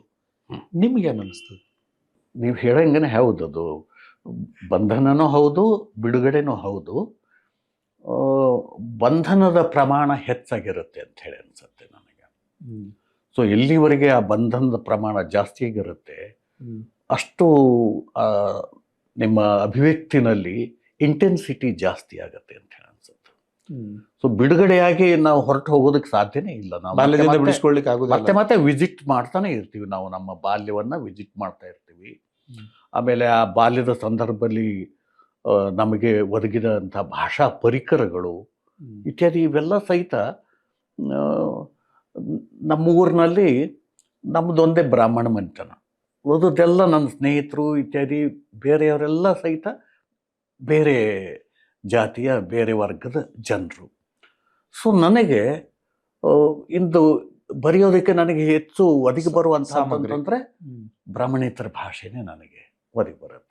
ಬಹಳ ಡೆಲಿಬ್ರೇಟಾಗಿ ಪ್ರಯತ್ನ ಪಟ್ಟು ನಾನು ಗೈರ್ ಸಮಜೂತಿ ಬ್ರಾಹ್ಮಿನ್ ಡೈಲೆಕ್ಟ್ನಾಗ ಬರೋದು. ಅದರ್ವೈಸ್ ನಂದು ಸಹಜ ಅಭಿವ್ಯಕ್ತಿಯ ಕ್ರಮ ಏನಿದೆ ಅದು ಆ ಭಾಷೆ, ಆ ಡೈಲೆಕ್ಟೇ ಆಗಿದೆ. ಹೀಗಾಗಿ ಬಾಲ್ಯ ಅನ್ನುವಂಥದ್ದು ಒಬ್ಬ ಲೇಖಕನಿಗೆ ಒಂದು ಅಪರೇಟಸನ್ನು ಕಟ್ಟಿಕೊಡುತ್ತೆ. ಇಂಪ್ಯಾಕ್ಟ್ ಆಗಿರುವಂಥ ಒಂದು ಕಾಂಪ್ಯಾಕ್ಟ್ ಆಗಿರುವಂಥ ಒಂದು ಅಪರೇಟಸನ್ನು ಕಟ್ಟಿಕೊಡುತ್ತೆ. ಆ ಅಪರೇಟಸ್ಸು ಸತತವಾಗಿ ನಮ್ಮ ಕೈವಾರಿಯಾಗಿ ನಮ್ಮ ಬರಹಕ್ಕೆ ಸಹಾಯಕವಾಗಿ ಬರ್ತಾ ಇರ್ತದೆ ಅಂಥೇಳಿ ಅನಿಸುತ್ತೆ. ನಾನು ಈ ಬಾಲ್ಯದ ನೆನಪುಗಳು ಇರ್ತಾವಲ್ಲ, ನಿಮಗೆ ಒಂದು ಒಂದು ಒಂದು ಶ್ರೀಮಂತವಾದ ಹಿನ್ನೆಲೆ ಅಂತ, ಒಂದು ಸಾಹಿತ್ಯದ ಹಿನ್ನೆಲೆ ಇರ್ಬೋದು, ಸಾಮಾಜಿಕ ಹಿನ್ನೆಲೆಯಲ್ಲಿ ಇರ್ಬೋದು, ಅವೆಲ್ಲವುಗಳು ಬಂಧನ ಅಂತಂತೂ ಅನಿಸಲ್ವಾ? ಅದು ಬಂಧನ. ಈಗ ನೋಡಿ, ನಾನು ಬೆಳೀತಾ ಹೋದಂಗೆ ನನಗೆ ಬೇರೆ ಬೇರೆ ಅನುಭವಗಳನ್ನು ದಕ್ತವೆ. ಬರೀ ಬಾಲ್ಯದ ಅನುಭವಗಳು ಮಾತ್ರ ನಂಬಿಕೊಂಡ್ರೆ ಆಗೋದಿಲ್ಲ. ಅದನ್ನ ಮೀರಲೇಬೇಕಾಗತ್ತೆ. ಅದು ಬಟ್ ಅಪರೇಟಸ್ ಆಗಿ ನನಗೆ ಸಿಕ್ಕಿರುತ್ತೆ. ಬಾಲ್ಯ ನನಗೊಂದು ಅಪರೇಟಸ್ ಅನ್ನು ಕಟ್ಟಿಕೊಟ್ಟಿರುತ್ತೆ. ಅದು ಕೈಗೋಲಾಗೇನೆ ನಮಗೆ ಅನೇಕ ಸಂದರ್ಭದಲ್ಲಿ ಸಿಗುತ್ತೆ. ಆಮೇಲೆ ನಂತರ ಬೆಳೀತಾ ಹೋದಂಗೆ ನಾವು ಅದರಿಂದ ಬಿಡ್ತೀವಿ. ಆದರೆ ಏನು, ಒಂದು ಆ ಬಾಲ್ಯದ ಮುಗ್ಧತೆ ಇದೆಯಲ್ಲ, ಆ ಮುಗ್ಧತೆ ನಮಗೆ ಉಳಿಬೇಕದು. So that is very important. ಎಲ್ಲಿವರೆಗೆ ನಾವು ನಮ್ಮ ಮುಗ್ಧತೆಯನ್ನು ಉಳಿಸ್ಕೊಂಡಿರ್ತೀವೋ ಅಲ್ಲಿವರೆಗೆ ನಮ್ಮ ಅಭಿವ್ಯಕ್ತಿ ಅನ್ನುವಂಥದ್ದೇನಿದೆ ಅದು ಒಂದು ಬೆರಗನ್ನು ಉಂಟು ಮಾಡುವಂಥದ್ದು. ದ ಫ್ರೆಶ್ನೆಸ್ ಆಫ್ ಎಕ್ಸ್ಪ್ರೆಷನ್, ನಾವು ಬರಿತಾ ಇರುವಂಥದ್ದು ಎಷ್ಟು ತಾಜಾ ಆಗಿದೆ, ಆ ತಾಜಾತನವನ್ನು ಕೊಡುವಂಥ ಇದೇನಿದೆ ಅದು ಭಾಳ ಮುಖ್ಯವಾಗಿ ನನಗನ್ಸೋದು ಮುಗ್ಧತೆ ಅನ್ನೋದು. ಸೊ ಮುಗ್ಧತೆಯನ್ನು ಯಾವ ಪ್ರಮಾಣದಲ್ಲಿ ನಾವು ಉಳಿಸ್ಕೋತೀವೋ ಆ ಪ್ರಮಾಣದಲ್ಲಿ ನಮ್ಮ ಬರಹಕ್ಕೆ ಕೂಡ ಇಂಟೆನ್ಸಿಟಿ ಲಭ್ಯ ಆಗುತ್ತೆ, ಒಂದು ಬೆರಗು ಅನ್ನುವಂಥದ್ದು ಲಭ್ಯ ಆಗುತ್ತೆ ಅಂತ ಹೇಳಿ ಅನಿಸುತ್ತೆ. ಸೊ ಅಲ್ಲಿ ಆ ಮುಗ್ಧತೆಯನ್ನು ಕಟ್ಟಿಕೊಡುವಂಥದ್ದು ಮತ್ತು ಹಾಗೆ ಆವಾಗ ಅಪರೇಟಸ್ ಅಂತ ಏನಂದೆ, ಪರ್ಹ್ಯಾಪ್ಸ್ ಅದು ಇದೇ ಇರ್ಬೋದು, ಏನು ಅಂತಂದರೆ ಆ ಮುಗ್ಧತೆನೇ ಆ ಅಪರೇಟಸ್ ಆಗಿರ್ಬೋದು ಅಂಥೇಳಿ ಅನಿಸುತ್ತೆ ನನಗೆ. ಸೊ ನಿಮಗೆ ನೀವಾಗಲೇ ಪ್ರಸ್ತಾಪ ಮಾಡಿದ್ಮೇಲೆ ಹಾಡು ಕೇಳುವುದು ಮತ್ತು ಸಂಗೀತದ ಬಗ್ಗೆ ವಿಶೇಷ ಆಸಕ್ತಿ, ಏನಾದ್ರ ಬಗ್ಗೆ ಹೇಳಿ. ಅದು ನಿಮ್ಮ ಬರವಣಿಗೆಗೆ, ನಿಮ್ಮ ಆಲೋಚನಾ ಕ್ರಮಕ್ಕೆ, ನಿಮ್ಮ ವ್ಯಕ್ತಿತ್ವವನ್ನು ರೂಪಿಸಲಿಕ್ಕೆ ಮೇಜರ್ ರೋಲ್ ಪ್ಲೇ ಮಾಡಿದೆ ಅಂತ ಅನಿಸುತ್ತಾ? ಹಾಂ, ಒಂದು ಹಂತದಲ್ಲಿ ಹೌದದು. ನನಗೆ ಲಯ ಇದೆಯಲ್ಲ, ಸಂಗೀತ ಅಥವಾ melody and rhythm, melody and rhythm ಇದಾವಲ್ಲ, ಇವು ಬರೀ ಸಂಗೀತಕ್ಕೆ ಮಾತ್ರ ಸಂಬಂಧಪಟ್ಟಂತಹ ಸಂಗತಿಗಳು ಅಲ್ಲ ಅಂತ ಅನ್ಸುತ್ತೆ ನಾನು. ಅದು ಬರಹಕ್ಕೆ ಕೂಡ ಅವು ಸಂಬಂಧಪಟ್ಟಂಥ ಸಂಗತಿಗಳು. ಸೊ ಈಗ ನಾವು ಸಾಮಾನ್ಯವಾಗಿ ಹೇಳ್ತೀವಿ, ಒಂದು ಕವಿತೆ ಅದು ನಮಗೆ ಸಹಜವಾಗಿ ನಮ್ಮ ನೆನಪಿನಲ್ಲಿ ಉಳಿಯುತ್ತೆ. ಒಂದು ಗದ್ಯ ಅಷ್ಟು ಸುಲಭವಾಗಿ ನೆನಪಿನಲ್ಲಿ ಉಳಿಯೋದಿಲ್ಲ. ಆ ನೆನಪಿನಲ್ಲಿ ಉಳಿಯೋದಕ್ಕೆ ಕಾರಣ ಏನು ಅಂತ ಹೇಳಿ ನಾವು ನೋಡಿದರೆ ಅದು ಒಳಗೊಂಡಿರುವಂಥ ಮೆಲಡಿ ಆ್ಯಂಡ್ ರಿದಮ್, ಲಯ. ಸೊ ನಿಮಗೆ ಹೆಚ್ಚು ಆಳವಾಗಿ ನಿಮ್ಮನ್ನು ಸ್ಪರ್ಶಿಸಬೇಕಾದ್ರೆ ನಮ್ಮ ಗದ್ಯದಲ್ಲಿ ಆ ಮೆಲಡಿ ಮತ್ತು ರಿದಮನ್ನು ನಾವು ತರೋದಕ್ಕೆ ಸಾಧ್ಯ, ಧ್ವನಿ ಸಾಧ್ಯತೆಗಳು. ನಾನು ಸಾಮಾನ್ಯವಾಗಿ ಬರೆಯುವಾಗ ಏನು ಮಾಡ್ತಿರ್ತೀನಿ ಅಂತಂದರೆ, ನನಗೆ ನಾನೇ ಲೌಡಾಗಿ ಓದ್ಕೋತೀನಿ. ಓದ್ಕೊಂಡು ಎಲ್ಲರೇ ಅಟಿತದೆ ಅಂತ ಅನ್ನೋದಾದರೆ ಅದು ಸುರುಳಿತ ಅಲ್ಲ, ಲಯ ತಪ್ಪತ್ತೆ ಅನ್ನೋದಾದರೆ ಅದನ್ನು ನಾನು ಅಲ್ಲೇ ತಿದ್ದುಕೋತಾ ಹೋಗ್ತೀನಿ ನಾನು. ಸೊ ಸಂಗೀತ ಆ ದೃಷ್ಟಿಯಿಂದ ನನ್ನ ಇದಕ್ಕೆ ಬಹಳ, ನಾವು ನನ್ನ ಮಾಯಮುಖಗಳಲ್ಲಂತೆ ಸಂಗೀತವನ್ನೇ ನಾನು ಮುಖ್ಯವಾಗಿ ಇಟ್ಕೊಂಡು ಹೌದು. ಆಮೇಲೆ ಲಯ ಆಗಿರ್ಬೋದು. ಬಹುಶಃ ನನ್ನ ಕಥೆಗಳನ್ನು ಓದ್ಕೋತಾ ಹೋದರೆ ಒಂದು ಸಹಜ ಓದಿನ ಇದು ಸಾಧ್ಯ ಆಗತ್ತೆ, ಲಯ ಸಾಧ್ಯ ಆಗತ್ತೆ ಅಂತ ಹೇಳಿ ನನಗನ್ಸುತ್ತೆ. ಅದು ನನಗೆ ಸಂಗೀತದಿಂದ ದೊರೆತಂಥ ಒಂದು ಇದು. ನಾನು ಸಂಗೀತ ಕಲೀಲಿಲ್ಲ, ನಾನು ರಾಗಗಳನ್ನು ಗುರುತಿಸುವಂಥ ಶಕ್ತಿ ನನಗಿಲ್ಲ. But I have got very good musical years, ಕಿವಿಗಳು.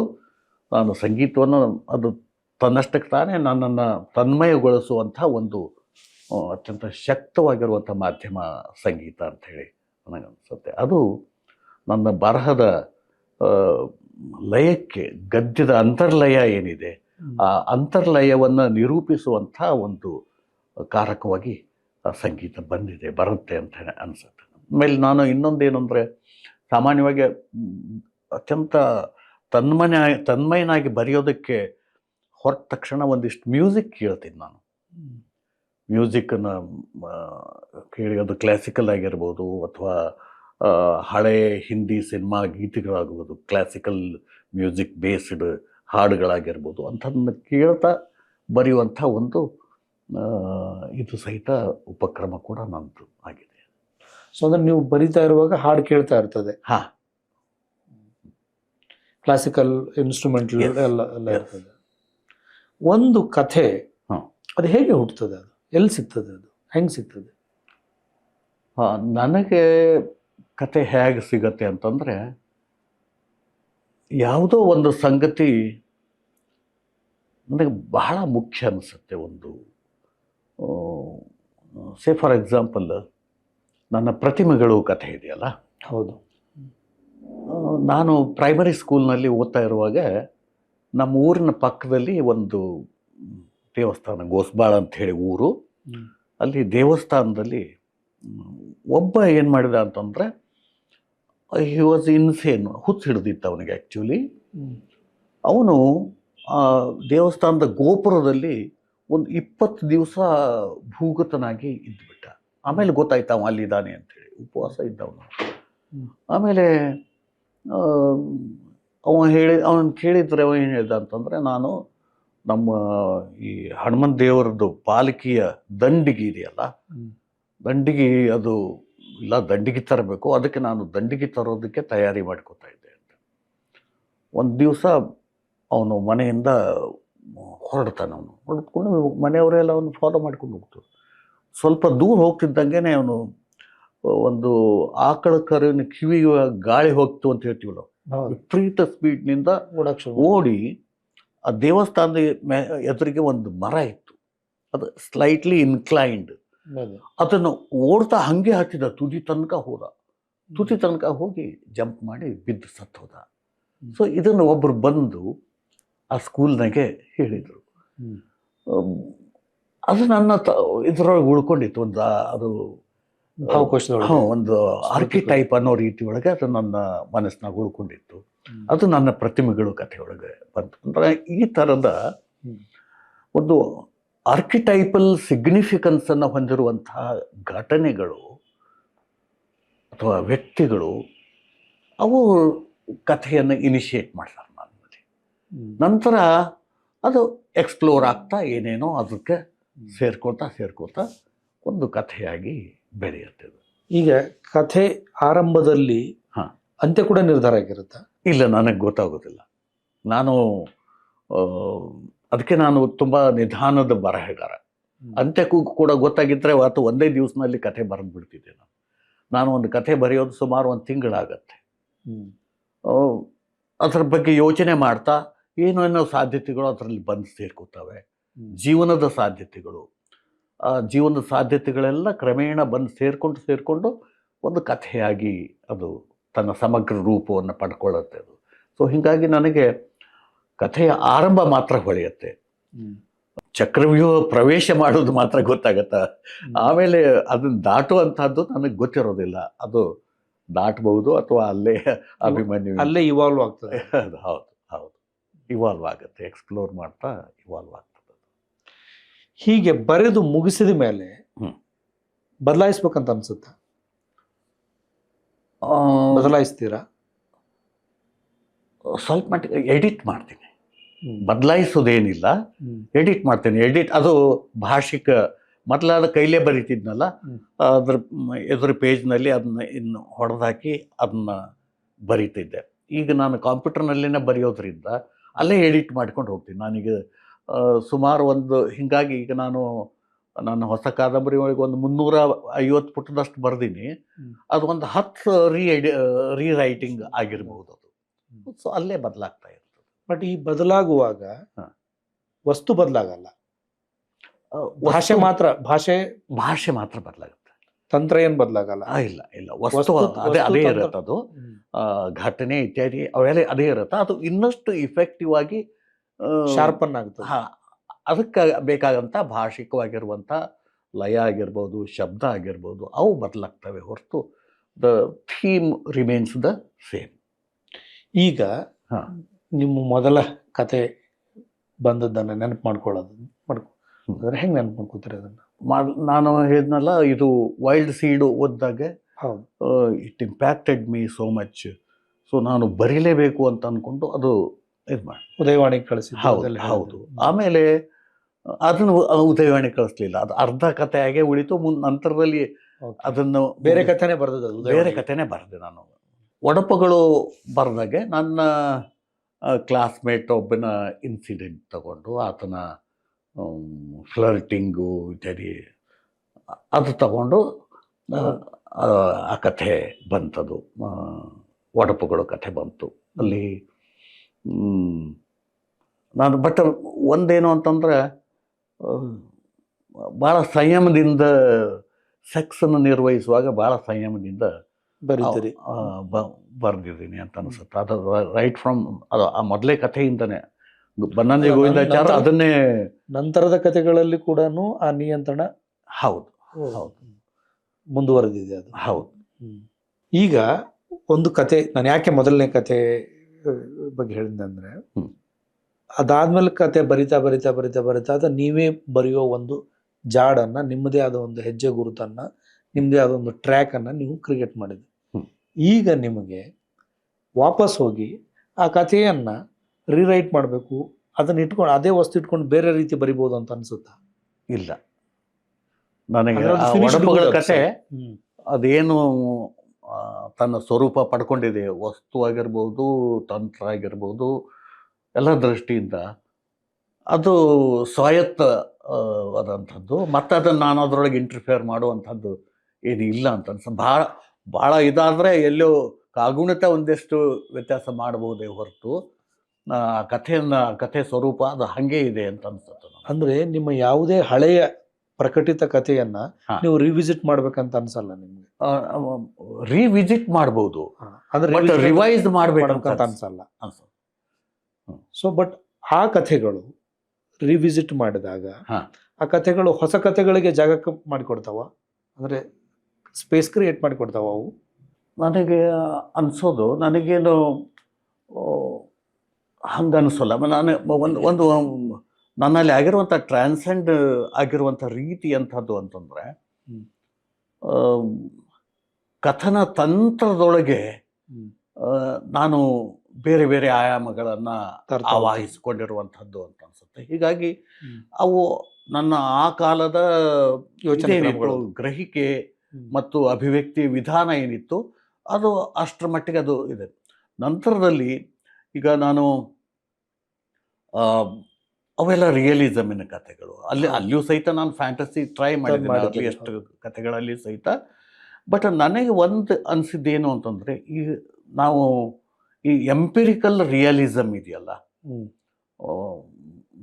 ಭೌತ ಇದು ದರ್ಶನ ಏನಿದೆಯಾ, ಅದು ನಾವು ಸಂಪೂರ್ಣವಾಗಿ ಸರಿಯಾಗಿ ಗ್ರಹಿಸಿಲ್ಲ ಅಂತ ಹೇಳಿ ಅನಿಸುತ್ತೆ. ಯಾಕಂದ್ರೆ ಅದಕ್ಕೆ ಬೇರೆ ಮಾನಸಿಕ ಸ್ವರೂಪ ಕೂಡ ಇದೆ. ರಿಯಲಿಸಮ್ಗೆ ನಾವು ಬರೀ ಭೌತ ಆವರಣ ಮಾತ್ರ ಅಲ್ಲ, ಆವರಣ ಮಾತ್ರ ಅಲ್ಲ, ಒಳಗಡೆಗೆ ಹೋದರೆ ಒಂದು ರೀತಿಯಾಗಿ ಹೇಗೆ ಭೌತಿಕ ವಾಸ್ತವದ ಪ್ಯಾರಲಲ್ ಆಗಿ ಒಂದು ಆಂತರಿಕವಾಗಿರುವಂಥ ಒಂದು ಮಾನಸಿಕವಾಗಿರುವಂಥ ಒಂದು ವಾಸ್ತವ ಕೂಡ ನಡೀತಾ ಇದೆ. ಅದನ್ನು ಸಹಿತ ಒಳಗೊಳ್ಳಬೇಕು ಅಂತನ್ನುವಂಥದ್ದು ನನ್ನ ನಂತರದ ಕಥೆಗಳಲ್ಲಿ ನಾನು ಆ ರೀತಿಯ ಬೆಳವಣಿಗೆ ಮತ್ತು ಬದಲಾವಣೆಗಳನ್ನು ಕಂಡುಕೊಂಡೆ ಅಂತ ಹೇಳಿ ಅನಿಸುತ್ತೆ ನನಗೆ. ಸೊ ನನಗೆ ಈ ಕಥೆ ಬರೀತಾ ಇದ್ದ, ಸಕ್ಸಸ್ಫುಲ್ ಆಗಿ ಕಥೆ ಬರೀಲಿಕ್ಕೆ ಶುರು ಮಾಡಿದ್ಮೇಲೆ ಪದ್ಯ ಪೂರ್ತಿ ಬಿಟ್ಟೆ ಹೋಯ್ತಲ್ವಾ. ಆದರೆ ಕಾದಂಬರಿ ಕಡೆ ಹೊರಳ್ಬೇಕಂತ ಅನಿಸಿದ್ದು ನನ್ನ 2ನೇ ಸಂಕಲನದ ಒಂದು ಕತೆ ಬಸತ್ತಿ. ಸೊ ಅಲ್ಲಿ ನಾನು ಅದುವರೆಗಿನ ನನ್ನ ಕಥೆಗಳು ಸುಮಾರು 8-9 ಪುಟದಷ್ಟೇ ಸಣ್ಣ ಕಥೆಗಳಿದ್ದವು. ಸೊ ಬಸತ್ತಿ ಮಾತ್ರ ಅದು ಸುಮಾರು ಒಂದು 30-35 ಪುಟದಷ್ಟು ದೀರ್ಘ ಕಥೆ ಆಯಿತು.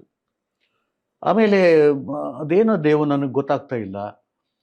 ಆ ಕಥೆ ಆದಮೇಲೆ ನಾನು 8-9 ಪುಟಗಳಲ್ಲಿ ನಾನು ಹೇಳೋದಕ್ಕೆ ಆಗೋದೇ ಇಲ್ಲ. ನಾನು ಹೇಳಬೇಕಾದ್ದು ಇಷ್ಟು ದೀರ್ಘವಾದದ್ದೇ ಇದೆ, ಬದುಕಿನ ಅನುಭವ ಅನ್ನುವಂಥದ್ದು ಇಷ್ಟು ದೀರ್ಘವಾದದ್ದೇ ಇದೆ ಅಂತ ಹೇಳಿ ಅನಿಸುತ್ತೆ. ನನ್ನ ಮುಂದಿನ ಎಲ್ಲ ಕಥೆಗಳು ಕೂಡ ಲಾಂಗ್ ಸ್ಟೋರೀಸೇ ಆಗಿಬಿಟ್ವು. ಹೌದು.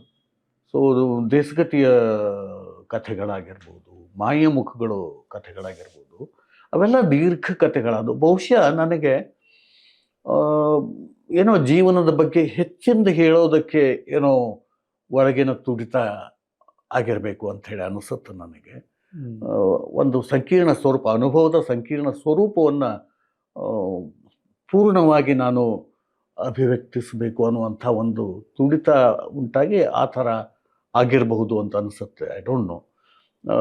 ಬಟ್ ನಂತರದ ಎಲ್ಲ ಕಥೆಗಳು ನಾವು ದೀರ್ಘ ಕಥೆಗಳನ್ನೇ ಆದವು. ಅದರದ್ದೇ ಒಂದು ಕಾದಂಬರಿ ಅನ್ನುವ ರೀತಿಯೊಳಗೆ ಭಾಳವನ್ನ ಕನಸುಗಳು ಬಂತು. ಅದು ಅಂದರೆ ಕಳ್ಕೊಂಡವರು ಅಂತ ಹೇಳಿ ಕಥೆ ಅದು. ಬಟ್ ಸುಮಾರು ಒಂದು 108-100 ಅಷ್ಟು ಪುಟ ಆಗಿತ್ತದು. ಆ್ಯಂಡ್ ಭಾಳ ಬೇರೆ ಬೇರೆ ರೀತಿಯ ಒಂದು ಅನುಭವ, ಜೀವನದ ಅನುಭವವನ್ನು ಸಹಿತ ಕಟ್ಟಿಕೊಡುವಂಥ ಒಂದು ಪ್ರಯತ್ನ ಆಗಿತ್ತು. ಸೊ ಅಲ್ಲಿ ಆ, ನನಗೆ ಕಾದಂಬರಿಯ ಸಾಧ್ಯತೆಗಳು, ಅವುಗಳನ್ನು ಒಳಗೊಳ್ಳುವಂಥ ಒಂದು ಪ್ರಯತ್ನ ಕೂಡ ಮಾಡ್ಬೋದು ಅಂಥೇಳಿ ನನಗೆ ಅನಿಸ್ತು ಅಂತ ಕಾಣುತ್ತೆ. ಬಹುಶಃ ಬಸತ್ತಿ ನನ್ನ ಬರಹದ ಒಂದು ಟರ್ನಿಂಗ್ ಪಾಯಿಂಟ್ ಅದು. ಅದರ ನಂತರದ ಬರಹ ಬೇರೆ ಆಗೋದಕ್ಕೆ ಶುರುವಾಯಿತು. ಸರ್, ಬಟ್ ಕಥೆನಲ್ಲಿ ಒಂದು ಘಟನೆ, ಒಂದು ವ್ಯಕ್ತಿ ಅಥವಾ ಒಂದು ಸಣ್ಣ ಒಂದು ವಿವರಗಳ ಜೊತೆಗೆ ಕಟ್ಟುವ ಒಂದು ಕವಿತೆಯ ಎಕ್ಸ್ಪ್ಯಾನ್ಷನ್ ಕಥೆ ಆಗಿರ್ತದೆ, ಅಥವಾ ಕಾದಂಬರಿಯ ಪೊಯಿಟ್ರಿ ರೂಪ ಕಥೆ ಅಂತ ಒಂದು ಮಾತಿದೆಯಲ್ಲ, ಹೌದಾ ಅದು? ಅವನು ಈಗ ಕಾದಂಬರಿ ಮತ್ತು ಕಥೆಯ ಸಂಬಂಧದ ಬಗ್ಗೆ ಹೇಳೋದಾದ್ರೆ, ನೂಲು ಮತ್ತು ಬಟ್ಟೆ ಇವುಗಳ ಮಧ್ಯದ ಸಂಬಂಧ ಇದೆಯಲ್ಲ ಅಂಥದ್ದು, ಅಥವಾ ನದಿ ಮತ್ತು ಸಾಗರಗಳ ಮಧ್ಯದ ಸಂಬಂಧ ಇದೆಯಲ್ಲ ಆ ಥರ ಅಂತ ಹೇಳಿ ಅನಿಸುತ್ತೆ ನನಗೆ. ಸೊ ನೂಲು ಮತ್ತು ಬಟ್ಟೆ ಒಳಗೆ ನೀವು ಸ್ಟ್ರಕ್ಚರ್ ಹೆಚ್ಚು ಗಮನ ಸೆಳೆಯಬಹುದು. ಅಲ್ಲಿಯೂ ಸಹಿತ ಬೇರೆ ಬೇರೆ ಬಣ್ಣದ ನೂಲುಗಳಿದ್ದರೆ ನೀವು ಅದನ್ನು ವಿನ್ಯಾಸಗೊಳಿಸುವಂಥದ್ದು ಕೂಡ ಬೇರೆ ಬೇರೆ ಆಗಿರುತ್ತೆ. ವಿಸ್ತಾರವಾಗಿರುವಂಥ ಬದುಕಿನ ಮೇಲೆ ನದಿ ಮತ್ತು ಸಾಗರ ಇದ್ದಾಗೆ ನದಿಯ ನೀರಿನ ರುಚಿನೇ ಬೇರೆ, ಸಾಗರದ ರುಚಿನೇ ಬೇರೆ. ಸೊ ವ್ಯತ್ಯಾಸ ಆಗುತ್ತೆ. ಥೀಮ್ನಲ್ಲಿ ಬೇರೆ ಒಂದು ಅನುಭವದ ವಿಸ್ತಾರವನ್ನು ಕಟ್ಟಿಕೊಡುವಂಥದ್ದು ಅಲ್ಲಿ ಸಾಧ್ಯ ಆಗತ್ತೆ. ಸೊ ಒಂದು ಕಥೆ ಬರೆಯುವಾಗೆ ನೀವು ಹೇಳೋ ರೀತಿ ಒಳಗೆ ಆ ಪೊಯಿಟಿಕ್ ಇಂಟೆನ್ಸಿಟಿ, ತೀವ್ರತೆ ಅನ್ನುವಂಥದ್ದು ಭಾಳ ಮುಖ್ಯ ಅಂತ ಹೇಳಿ ನಮ್ಮ ಎಲ್ಲ ವಿಮರ್ಶಕರು ಹೇಳ್ತಾರೆ. ಬಟ್ ನನಗೆ ಒಂದು ಕಾದಂಬರಿ ಬರೆಯುವಾಗೆ, ನನ್ನ ಕಾದಂಬರಿ ಹೇಗೆ ಅಂತಂದರೆ ಎ ಸೀರೀಸ್ ಆಫ್ ಸ್ಟೋರೀಸ್. ನಾನು ಒಂದು ಒಂದು ಎಳೆ ತಗೊಂಡು ಅದನ್ನು ಭಾಳ ಇಂಟೆನ್ಸ್ ಆಗಿ ಕಟ್ಟಿ ಆಮೇಲೆ ಇನ್ನಷ್ಟು ಎಳೆಗಳನ್ನು ಅದ್ರ ಜೊತೆಗೆ ಸೇರಿಸ್ತಾ ಹೋಗುವಂಥದ್ದು. ಸೊ ಹೀಗಾಗಿ ನಾನು ಒಂದು ಕಾದಂಬರಿಯ ಬರಹದ ಸಂದರ್ಭದಲ್ಲಿ ಕೂಡ ಅದೇ ತೀವ್ರತೆಯಿಂದ ಬರಿಬೇಕು ಅನಿಸುತ್ತೆ. ಆಮೇಲೆ ಅದು ಆ ತೀವ್ರತೆ ಸಾಧ್ಯ ಆಗೋ ತನಕ ನಾನು ಮತ್ತೆ ಅದನ್ನು ಕದಡಿ ಮತ್ತೆ ಬರಿತಾ ಇರ್ತೀನಿ. ಸೊ ಹಾಗಿರೋದ್ರಿಂದ ನನ್ನ ಕಾದಂಬರಿ ಬರಹದ ಸಂದರ್ಭದಲ್ಲಿ ಸಹಿತ ನನಗೆ ಒಂದು ಕಥೆಯ ಬರೆದಾಗ ಏನು ಅನುಭವ ಇದಾಗತ್ತೆ, ಯಾವ ತೀವ್ರತೆ ಇರುತ್ತೆ ಅಂಥದ್ದನ್ನು ನಾನು ಮತ್ತೆ ಮತ್ತೆ ಮತ್ತೆ ಅನುಭವಿಸ್ತಾ ಹೋಗ್ತಿರ್ತೀನಿ. ಅದು ಒಂದು. ಆಮೇಲೆ ಇನ್ನೊಂದು ಏನಂತಂದರೆ, ಒಂದು ವಿಸ್ತಾರವಾದ ಹರಹಿನಲ್ಲಿ ಅನೇಕ ಶೃಂಗಗಳಿರ್ತವೆ, ಶೃಂಗ್ ಮತ್ತು ಸ್ಯಾಡಲ್. ಸೊ ಸ್ಯಾಡಲ್ ಎರಡು ಶೃಂಗಗಳನ್ನು ಲಿಂಕ್ ಮಾಡೋದಕ್ಕೆ ಮಧ್ಯೆ ಕಾದಂಬರಿನಲ್ಲಿ ಬರಬೇಕಾಗತ್ತೆ. ಅಲ್ಲಿ ಭಾಳ ಕಷ್ಟ ಅದು ಬರೆಯೋದು. ಶೃಂಗ ಬರೆಯೋದು ಸುಲಭ, ಬಟ್ ಅವುಗಳನ್ನು ಲಿಂಕ್ ಮಾಡೋದು, ಯಾಕಂತಂದರೆ ಒಬ್ಬ ಓದುಗನ ಆಸಕ್ತಿಯನ್ನು ಉಳಿಸ್ಕೊಂಡು ದಾಟಿ ಹೋಗಿ ಮುಂದಿನ ಶೃಂಗಕ್ಕೆ ಹೋಗೋದಿದೆಯಲ್ಲ, ಇಟ್ ಇಸ್ ವೆರಿ ಡಿಫಿಕಲ್ಟ್. ಅಲ್ಲಿ ನನಗೆ ಬಹಳ ಕಷ್ಟಪಟ್ಟು ಬರೀತೀನಿ ನಾನು. ಅದು ಸಾಧ್ಯ ಆಗೋ ತನಕ ಮುಂದಿನ ಶೃಂಗಕ್ಕೆ ಹೋಗೋದೇ ಇಲ್ಲ ನಾನು. ಆ ಥರ ಆಗತ್ತದು. ಬಟ್ ಒಂಥರ ರಿಪೀಟೆಡ್ ಆಗಿ ಮತ್ತೆ ಮತ್ತೆ ಸಣ್ಣ ಕಥೆಯ ಕಲಾತ್ಮಕ ತೀವ್ರತೆಯನ್ನು ಅನುಭವಿಸ್ತಾನೆ ನಾನು ನನ್ನ ಕಾದಂಬರಿಯನ್ನು ಬರಿತಾ ಇರ್ತೀನಿ ನಾನು. ಬಟ್ ಹೋಮ್ವರ್ಕ್ ಅಂತ ಮಾಡ್ತೀರಾ? ಹೋಮ್ವರ್ಕ್ ಕಾದಂಬರಿ ಬರೆಯುವಾಗೆ ಹೋಮ್ವರ್ಕ್ ಸ್ವಲ್ಪ ಬೇಕಾಗತ್ತೆ. ಯಾವ ರೀತಿ ಇರ್ತದೆ ಹೋಮ್ವರ್ಕ್? ಸೇ ಫಾರ್ ಎಕ್ಸಾಂಪಲ್, ಈಗ ನಾನು ಇದನ್ನೇ ಬರೆಯುವಾಗ ಯಾವುದು ಕಥೆನೇ ಬರೆಯುವಾಗ ಕಥೆ ಹುಚ್ಚಿನ ಕರಿಟೊಪ್ಪಿಗೆ ರಾಯನು. ಸೊ ಅಲ್ಲಿ ನಾನು ಒಂದು ವಿಜಯನಗರ ಕಾಲದ ಒಂದು ಇದನ್ನು ತಗೊಂಡೆ. ಅಲ್ಲಿ ಒಬ್ಬ ಅವನು ಪಂಡಿತ ಇದ್ದ.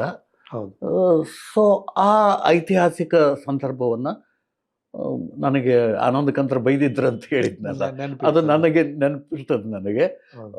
ಸೊ ಅಲ್ಲಿ ನಾನು ಗ್ಯಾಜೆಟಿಯರು ಇತ್ಯಾದಿಯವನ್ನೆಲ್ಲ ರೆಫರ್ ಮಾಡಿ, ಸೊ ಅದಕ್ಕೆ ಒಂದು ಆನಂದ ನಿಧಿ ಅಂತೇನೋ ಒಂದು ನಿಧಿಯನ್ನು ಸ್ಥಾಪನೆ ಮಾಡಿ ಈ ಥರದ ಧಾರ್ಮಿಕ ಮತ್ತು ಸಾಂಸ್ಕೃತಿಕ ಕಾರ್ಯಕ್ರಮಗಳನ್ನು ನಡೆಸೋದಕ್ಕಾಗಿ ಅಳಿಯ ರಾಮರಾಯ ಅಂತ ಕಾಣುತ್ತೆ, ಅವನು ಒಂದು ಆನಂದ ನಿಧಿ ಅಂತ ಹೇಳಿ ಒಂದು ನಿಧಿಯನ್ನು ಸ್ಥಾಪಿಸಿರ್ತಾನೆ. ಮತ್ತು ಆ ನಿಧಿಯ ಇದನ್ನು ನಿರ್ವಹಿಸೋದಕ್ಕೆ ಆ ಪಂಡಿತನ್ನ ಇದನ್ನು ಮಾಡಿರ್ತಾನೆ. ಸೊ ಆ ಥರದ ಕೆಲವು ಸಂಗತಿಗಳನ್ನು ಆಮೇಲೆ ನಾನು ಗೈರ್ ಸಮಜೂತಿನಲ್ಲಿ ಒಂದು ಇದು ಬರುತ್ತೆ, ಒಬ್ಬ ಗಾಂಧಿವಾದಿ ಜುವಿಶ್ ಪಾದ್ರಿ ಇದು ಬರ್ತದೆ ನೋಡಿ, ಜನಾಂಗದವರು ಬೇರೆ ದೇವ್ರನ್ನ ಪೂಜೆ ಮಾಡೋದಕ್ಕೆ ಶುರು ಮಾಡ್ತಾರೆ. ತಮ್ಮ ಇದನ್ನ ಯೋಹಾನ ಏನೋ ಬೇರೆ ದೇವ್ರನ್ನ. ಸೊ ದೇವ್ರಿಗೆ ಸಿಟ್ಟು ಬರುತ್ತೆ. ಸಿಟ್ಟು ಬಂದು ಪಾದ್ರಿಗೆ ಶಾಪ ಕೊಡ್ತಾರೆ. ಪಾದ್ರಿಗೆ ಶಾಪ ಕೊಟ್ಟು, ನೀನು ಅತ್ಯಂತ ಕರಪ್ಟ್ ಆಗಿರುವಂಥ ಒಬ್ಬ ಡಿಬಾಚುಲರ್ ಹೆಂಗಸನ್ನು ನೀನು ನಿನ್ನ ಹೆಂಡತಿಯಾಗಿ ಸಿಗುವಂಗಾಗಲಿ ಅಂಥೇಳಿ ಒಂದು ಇದು ಬರುತ್ತೆ. ಸೊ ಅಂಥದ್ದೊಂದು ಎಪಿಸೋಡನ್ನು ನಾನು ಹುಡುಕ್ತಾ ಅದು ಸಿಕ್ತು ನನಗೆ, ಅದನ್ನು ನಾನು ಬಳಸ್ಕೊಂಡೆ. ಸೊ ಈ ಥರದ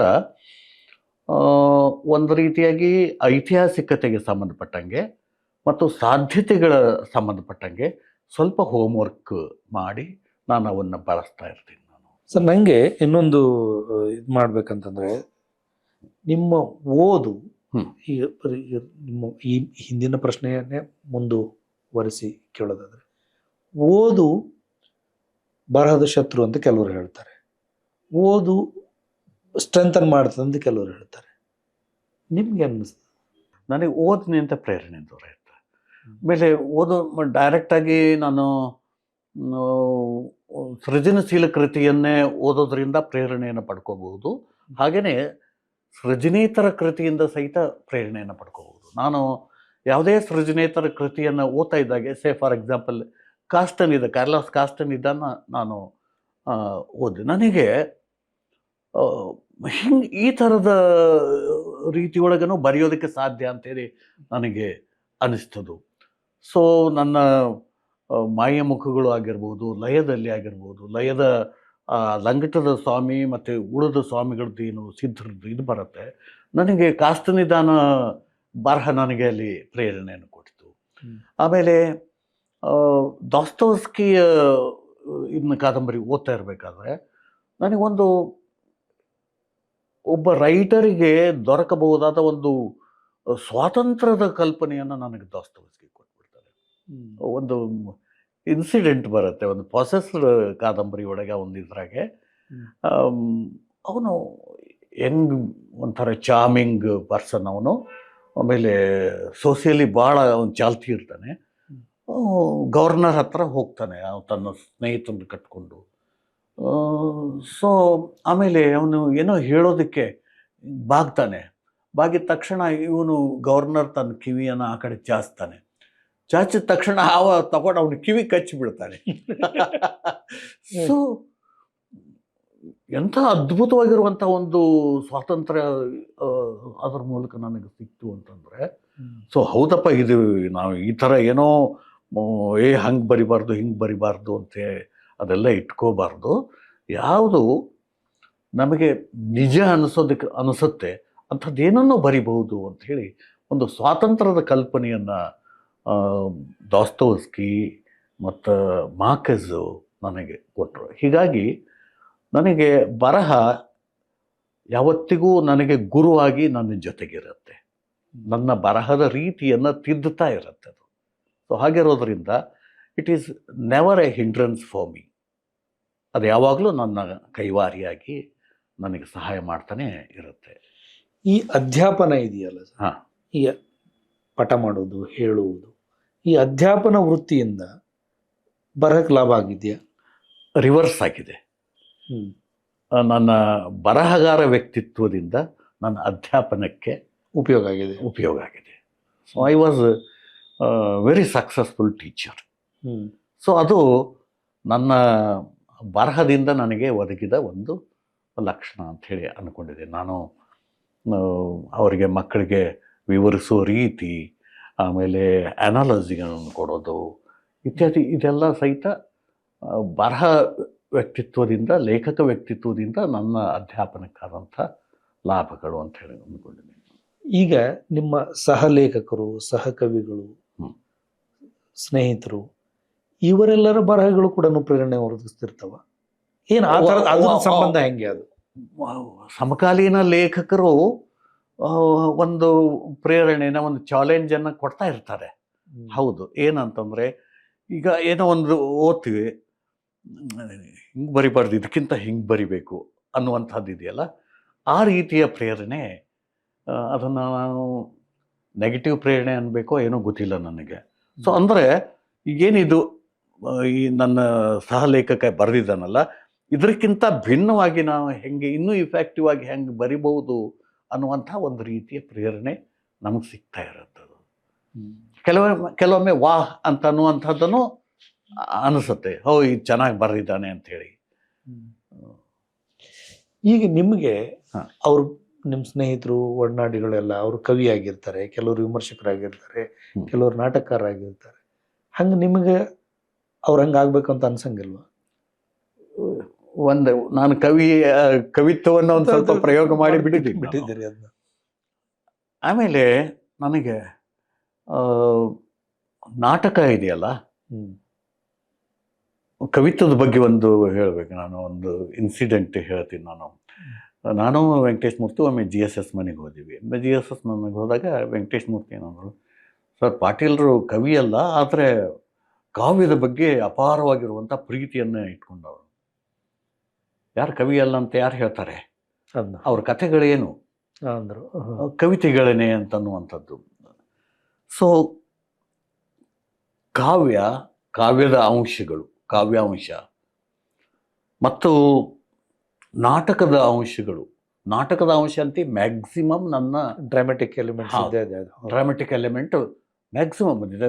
ಹಾಗೇನೆ ಮಹಾದೇವ್ ಹಡಪದ ಒಂದು ನನ್ನ ಮತ್ತೊಬ್ಬ ಮಾಯಿ ಕಥೆಯನ್ನು ಹಾಗೆ ಪ್ರೆಸೆಂಟ್ ಮಾಡಿದ್ರೆ ಇಟ್ ಈಸ್ ವಂಡರ್ಫುಲ್ ಡ್ರಾಮಾ, ಆ ಥರ ಆಗುತ್ತೆ. ಸೊ ಹಾಗಿರೋದ್ರಿಂದ I have been trying drama through my short stories ಅಂತ ಹೇಳಿ ಅನಿಸುತ್ತೆ. Poetry as well as drama ನನ್ನ ಕಥೆಗಳ ಮೂಲಕ ನಾನು ಪ್ರಯತ್ನ ಮಾಡ್ತೀನಿ. ವಿಮರ್ಶೆ ಕೂಡ ನಾನು ಮಾಡಿದೆ. ನನಗೆ ಕಥೆ, ಕಾದಂಬರಿ ಮತ್ತು ವಿಮರ್ಶೆ ಮೂರು ಫಾರ್ಮಿಗೆ ಸಂಬಂಧಪಟ್ಟಂಗೆ ನನಗೆ ಕರ್ನಾಟಕ ಸಾಹಿತ್ಯ ಅಕಾಡೆಮಿಯ ಅವಾರ್ಡ್ ಸಿಕ್ಕಿದೆ. ನನಗೆ ವಿಮರ್ಶೆಗೆ ಸಂಬಂಧಪಟ್ಟಂಗೆ P. ಶ್ರೀನಿವಾಸರಾವ್ ದತ್ತಿ ಪ್ರಶಸ್ತಿ ಅಕಾಡೆಮಿಯಿಂದ ಸಿಕ್ಕಿದೆ. ನಾನು ವಿಮರ್ಶೆಯನ್ನು, ನನಗೆ ಸಂವಾದ ಪತ್ರಿಕೆಯನ್ನು ನಡೆಸುವಂಥ ಸಂದರ್ಭದಲ್ಲಿ ವಿಮರ್ಶೆ ಬರೆಯುವಂಥದ್ದು ಅನಿವಾರ್ಯ ಆಯಿತು. ಸೊ ನಾನು ವಿಮರ್ಶೆಯನ್ನು ಕೂಡ ನಾನು ಪ್ರಯತ್ನ ಮಾಡಿದ್ದೀನಿ. ಇನ್ಫ್ಯಾಕ್ಟ್ ನನಗೆ ಭಾಳ ಒಂದು ಸಂತೋಷದ ಸಂಗತಿ ಅಂತಂದ್ರೆ, ನನ್ನ ಎದೆ ಮಿಡಿತ ಅನ್ನುವಂಥದ್ದು ಒಂದು ಕಲೆಕ್ಷನ್ ಸಪ್ನಾದಿಂದ ಬಂತು. ಈ ವಾಗ್ವಾದ ಅಲ್ಲದೆ 3 ವಿಮರ್ಶಾ ಸಂಕಲನಗಳು ಸಪ್ನಾದಿಂದ ಇತ್ತೀಚೆಗೆ 2016 ನಂತರ 3 ಸಂಕಲನಗಳು, ಒಂದು ಎದೆ ಮಿಡಿತ ಅಂಥೇಳಿ, ಮತ್ತೊಂದು ಮಧ್ಯಸ್ಥ, ಮತ್ತೊಂದು ಮಾತು ಮಥಿಸಿ ಅಂಥೇಳಿ. ಎದೆ ಮಿಡಿತ ಪುಸ್ತಕ ಓದಿ ಗಿರಡ್ಡಿಯವರು ವಿಮರ್ಶಕರು ತುಂಬ ಒಳ್ಳೆ ಪ್ರಯೋಗ ರೀ ಇದು, ಈಗ ನೋಡ್ರಿ ಈ ಪ್ರಯೋಗ ನಿಲ್ಲಿಸೇ ಬಿಟ್ಟಿದ್ದೀವಿ ನಾವೆಲ್ಲ, ಇಂಥ ಒಂದು ಕೃತಿಯನ್ನು ಇಟ್ಕೊಂಡು ನಾನು ಬರೆದಂಥ ಲೇಖನಗಳವು. ಸೊ ಇದು ಈ ಥರದ ಪ್ರಯೋಗ ಆಗಬೇಕು ಅಂದರೆ ಮತ್ತೆ ನಾವು ಸಾಹಿತ್ಯದ ಪ್ರಚಾರವನ್ನು ಅಥವಾ ಕೃತಿಯ ಮಹತ್ವವನ್ನು ತಿಳಿಸೋದಕ್ಕೆ ಸಾಧ್ಯ ಆಗತ್ತೆ ಅಂತನ್ನುವಂಥ ಮಾತನ್ನು ಗಿರಡ್ಡಿ ಅಂತ ವಿಮರ್ಶಕರು ಹೇಳಿದರು. ಸೊ ನಾನು I have been trying the criticism also ನನ್ನ ಬರ ಮೂಲಕ. ಈಗ ನಿಮ್ಮ ಸಾಹಿತ್ಯ ಕೃತಿಯನ್ನು ನೀವೇ ವಿಮರ್ಶಾತ್ಮಕವಾಗಿ ನೋಡ್ತೀರಿ, ನೋಡ್ಲಿಕ್ಕೆ ಸಾಧ್ಯ ಆಗುತ್ತೆ? ಸಾಧ್ಯ ಆಗ್ಬೋದು.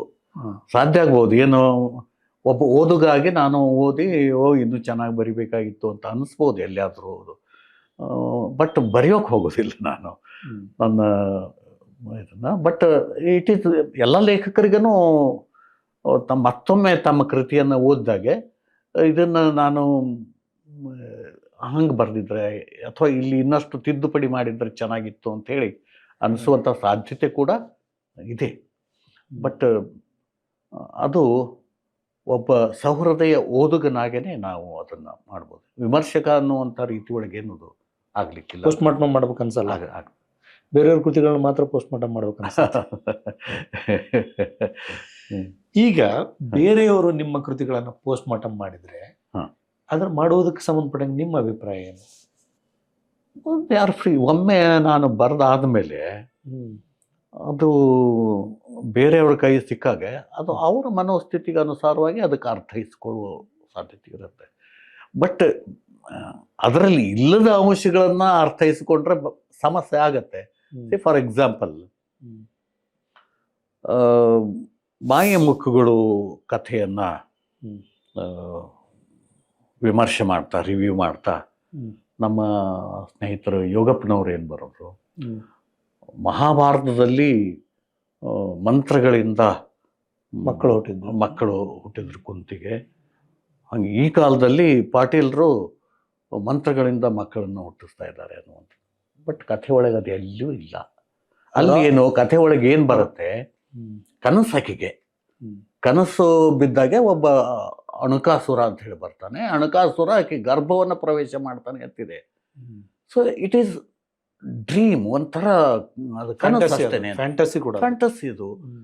ಆಮೇಲೆ ಅದರಿಂದನೇ ಆಕೆ ಗರ್ಭವತಿ ಆದ್ಲು ಅಂತ ಏನು ಹೇಳೋದಿಲ್ಲ, ಅದು ಎಲ್ಲಿಯೂ ಹೇಳೋದಿಲ್ಲ. ಬಟ್ ಆವಾಗ ಏನು ಅನ್ಸುತ್ತೆ, ಯಾಕೆ ಇವರು ಹೀಗೆ ಮಿಸ್ಕನ್ಸ್ಟ್ರೂ ಮಾಡ್ಕೋಬೇಕು ಅಂತೇಳಿ ಅನಿಸುತ್ತೆ.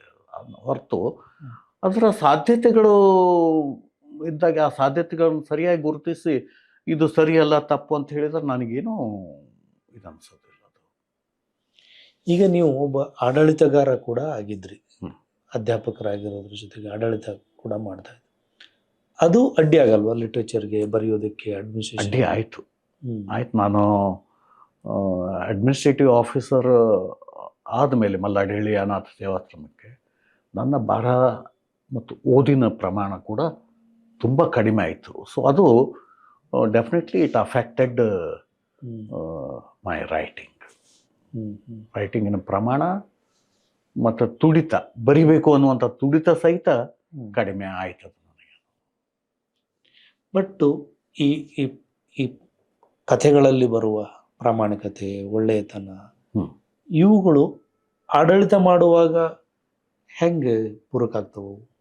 ಒಂದು ಆಡಳಿತದ ಆದರ್ಶ ಸ್ಥಿತಿಯ ಬಗ್ಗೆ ನನಗೆ ಕಲ್ಪನೆ ಕೊಡ್ತಾರೆ. ಹೇಗೆ ನನ್ನ ಲೇಖಕ ವ್ಯಕ್ತಿತ್ವ ನನ್ನ ಅಧ್ಯಾಪನಕ್ಕೆ ಸಹಾಯ ಮಾಡ್ತಲ್ಲ, ಅದೇ ರೀತಿ ಒಳಗೆ ನನ್ನ ಲೇಖಕ ವ್ಯಕ್ತಿತ್ವ ನನ್ನ ಆಡಳಿತಕ್ಕೆ ಕೂಡ ಸಹಾಯ ಮಾಡ್ತು. ಒಂದು ಇನ್ನು ದ ಬೆಟರ್ ವಿಷನ್, ಸಮಾಜದ ಬಗ್ಗೆ ಒಂದು ಬೆಟರ್ ವಿಷನ್ ಇಟ್ಕೊಂಡು ನನ್ನ ಆಡಳಿತವನ್ನು ನಡೆಸುವಂಥದ್ದು ಏನಿದೆ ಅದು ಸಾಧ್ಯ ಆಯಿತು ಅಂತ ಹೇಳಿ ನನಗನ್ಸುತ್ತೆ.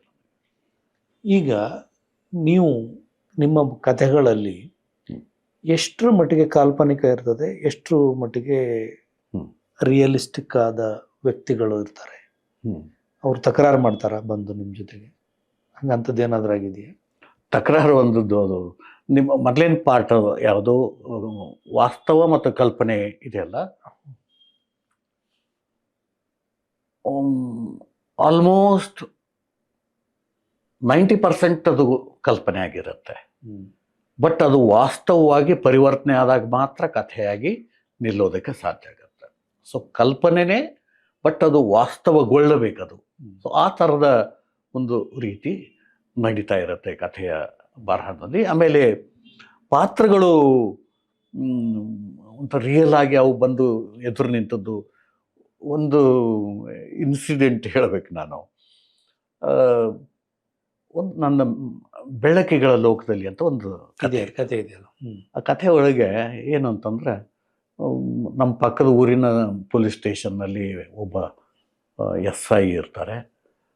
ಈ ಊರಿನ ಗೌಡವನ್ನು, ನಮ್ಮೂರಿನ ಗೌಡ ಮತ್ತು ಗೌಡ ಕುಲಕರ್ಣಿ ಒಟ್ಟಿಗೆ ಸೇರಿ ಒಬ್ಬ ದಲಿತನಿಗೆ ಅನ್ಯಾಯ ಮಾಡುವಂಥದ್ದು ಒಂದು ಇದು ಬರ್ತದೆ. ಅದು ಅಲ್ಲಿ ಕುಲಕರ್ಣಿ ಅಂತಲೇ ನಾನು ಬಳಸಿದ್ದೆ. ನಾನು ಕುಲಕರ್ಣಿ ಅಂತ ಒಬ್ಬ PSI ಇದ್ದರು. ಆಮೇಲೆ ಅವರು ಅನ್ನೋರದು, ಗೌಡ್ರು ಕುಲಕರ್ಣಿಯವರು ನಾವು ಒಟ್ಟಿಗೆ ಆಗ್ಬೇಕು ನೋಡ್ರಿ ಅಂತ ಬರೋಬ್ಬರಿ ಆಗ್ತದಂತ ಅಂತಿದ್ರು ಅವರು ಕ್ಯಾಶುವಲ್ ಆಗಿ. ಸೊ ಅದು ಆ ಕಥೆ ಇದ್ರೊಳಗೆ ಬಂತು, ಯುಗಾದಿ ಸಂಚಿಕೆ, ಸುಧಾ ಯುಗಾದಿ ಸಂಚಿಕೆ ಅಂತ. ಅದನ್ನು SI ತಮ್ಮ ಓದಿಬಿಟ್ಟಿದ್ದಾರೆ. ಓದಿ ಆಮೇಲೆ ಅವರು, ನನ್ನ ತಮ್ಮ ಮತ್ತು SI ಕ್ಲೋಸ್ ಇದ್ದರು.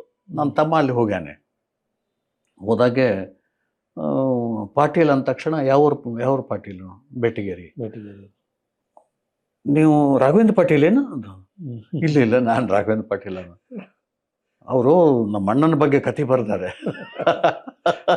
ಅಂಥೇಳಿ ಆ ಒಂದು ಕ್ಯಾರೆಕ್ಟ್ರು ನನ್ನ ಕಾಡಿಸಿದಂಥ ಒಂದು ಇದು. ಬಟ್ ಇವಾಗ ನಾವು ಭಾಳ ಅಗದಿ ಕ್ಲೋಸ್ ಸ್ನೇಹಿತರು. ಅವ್ರು ನನ್ನ ಸಾಹಿತ್ಯದ ಬಗ್ಗೆ ಭಾಳ ಪ್ರೀತಿ ಇಟ್ಕೊಂಡು ಬಿ ವಿ ಕುಲಕರ್ಣಿ ಅಂತೇಳಿ ನನ್ನ ಸ್ನೇಹಿತರನ್ನೇ. ಆವಾಗ ಅವರು ಆ ಅಭ್ಯಂತರ ವ್ಯಕ್ತಪಡಿಸಿದ್ರು ನನಗೆ. ಬಟ್ ನೀವು ಆಮೇಲೆ ಇನ್ನೂ ಒಂದು, ನನ್ನ ಮಾಯ ಮುಖಗಳೊಳಗೆ ಗಂಗೂಬಾಯಿ ಹಾನಗಲ್ ಕ್ಯಾರೆಕ್ಟ್ರೇ ಬರುತ್ತೆ. ಹುಬೆಹೂಬ್ ಅದು ಭಾಳ ಗ್ರೇಟ್ ಮದರ್. ಸೊ ಬಟ್ ಅದನ್ನು ಗಂಗೂಬಾಯಿ ಅವರ ಮಗಳು ಕೃಷ್ಣ ಹಾನಗಲ್ ನಮ್ಮ ಪಾಟೀಲ್ ಪುಟ್ಟಪ್ಪ ಅವ್ರನ್ನ ಭೇಟಿಯಾದಾಗೆ, ಪಾಟೀಲ್ ಪುಟ್ಟಪ್ಪನ ಯಾವಾಗ ಓದಿದ್ರು ಬಿಟ್ರು ಅಥವಾ ಯಾರು ಸಂಬಡಿ ಅವ್ರಿಗೆ ಬ್ರೀಡ್ ಮಾಡಿದ್ರು ಏನೋ ಗೊತ್ತಿಲ್ಲ. ಏನ್ರಿ ನಿಮ್ಮ ತಾಯಿ ಕ್ಯಾರೆಕ್ಟರ್ ಆಗಿ ಒಂದು ಕಥೆ ಒಳಗೆ ಬರ್ತದೆ, ನೀವು ಸುಮ್ಮನೆ ಕೂಡ್ತೀರಾ ನೀವು, ಈ ಥರ ಅದು ಇನ್ಸಿಡೆಂಟ್ಲಿ. ಹಾಂ, ಆಮೇಲೆ ಇನ್ಸಿಡೆಂಟ್ಲಿ ನಮ್ಮ ವಿಜೇಂದ್ರ ಗೊತ್ತಾಗಿದೆ. ವಿಜೇಂದ್ರ ಗೊತ್ತಾದಾಗ ಆಮೇಲೆ ಕೃಷ್ಣ ಹಾನಗಲ್ಗೆ ಇಲ್ಲ ಭಾಳ ಅವರೇ ಕೇಳಿದ್ದಾರೆ, ಹಿಂಗೆ ನೋಡ್ರಿ ರಾಘವೇಂದ್ರ ಪಾಟೀಲ್ ಅಂತ ಅವರು ನಮ್ಮ ತಾಯಿನ ಬಗ್ಗೆ ಕತೆ ಬರೆದು ಬಿಟ್ಟಿದ್ದಾರಂತೆ, ಅದೇನ್ರಿ ಹೆಂಗೆ ಒಳ್ಳೇದು ಬರ್ದವರು ಕೆಟ್ಟ, ಭಾಳ ದೊಡ್ಡ ತಾಯಿಯಾಗಿ ಅವರು ಅಲ್ಲಿ ಕಾಣಿಸ್ಕೊಂಡ್ರು. ಹೌದಾ ಬಿಡ್ರಿ ಅಂತ.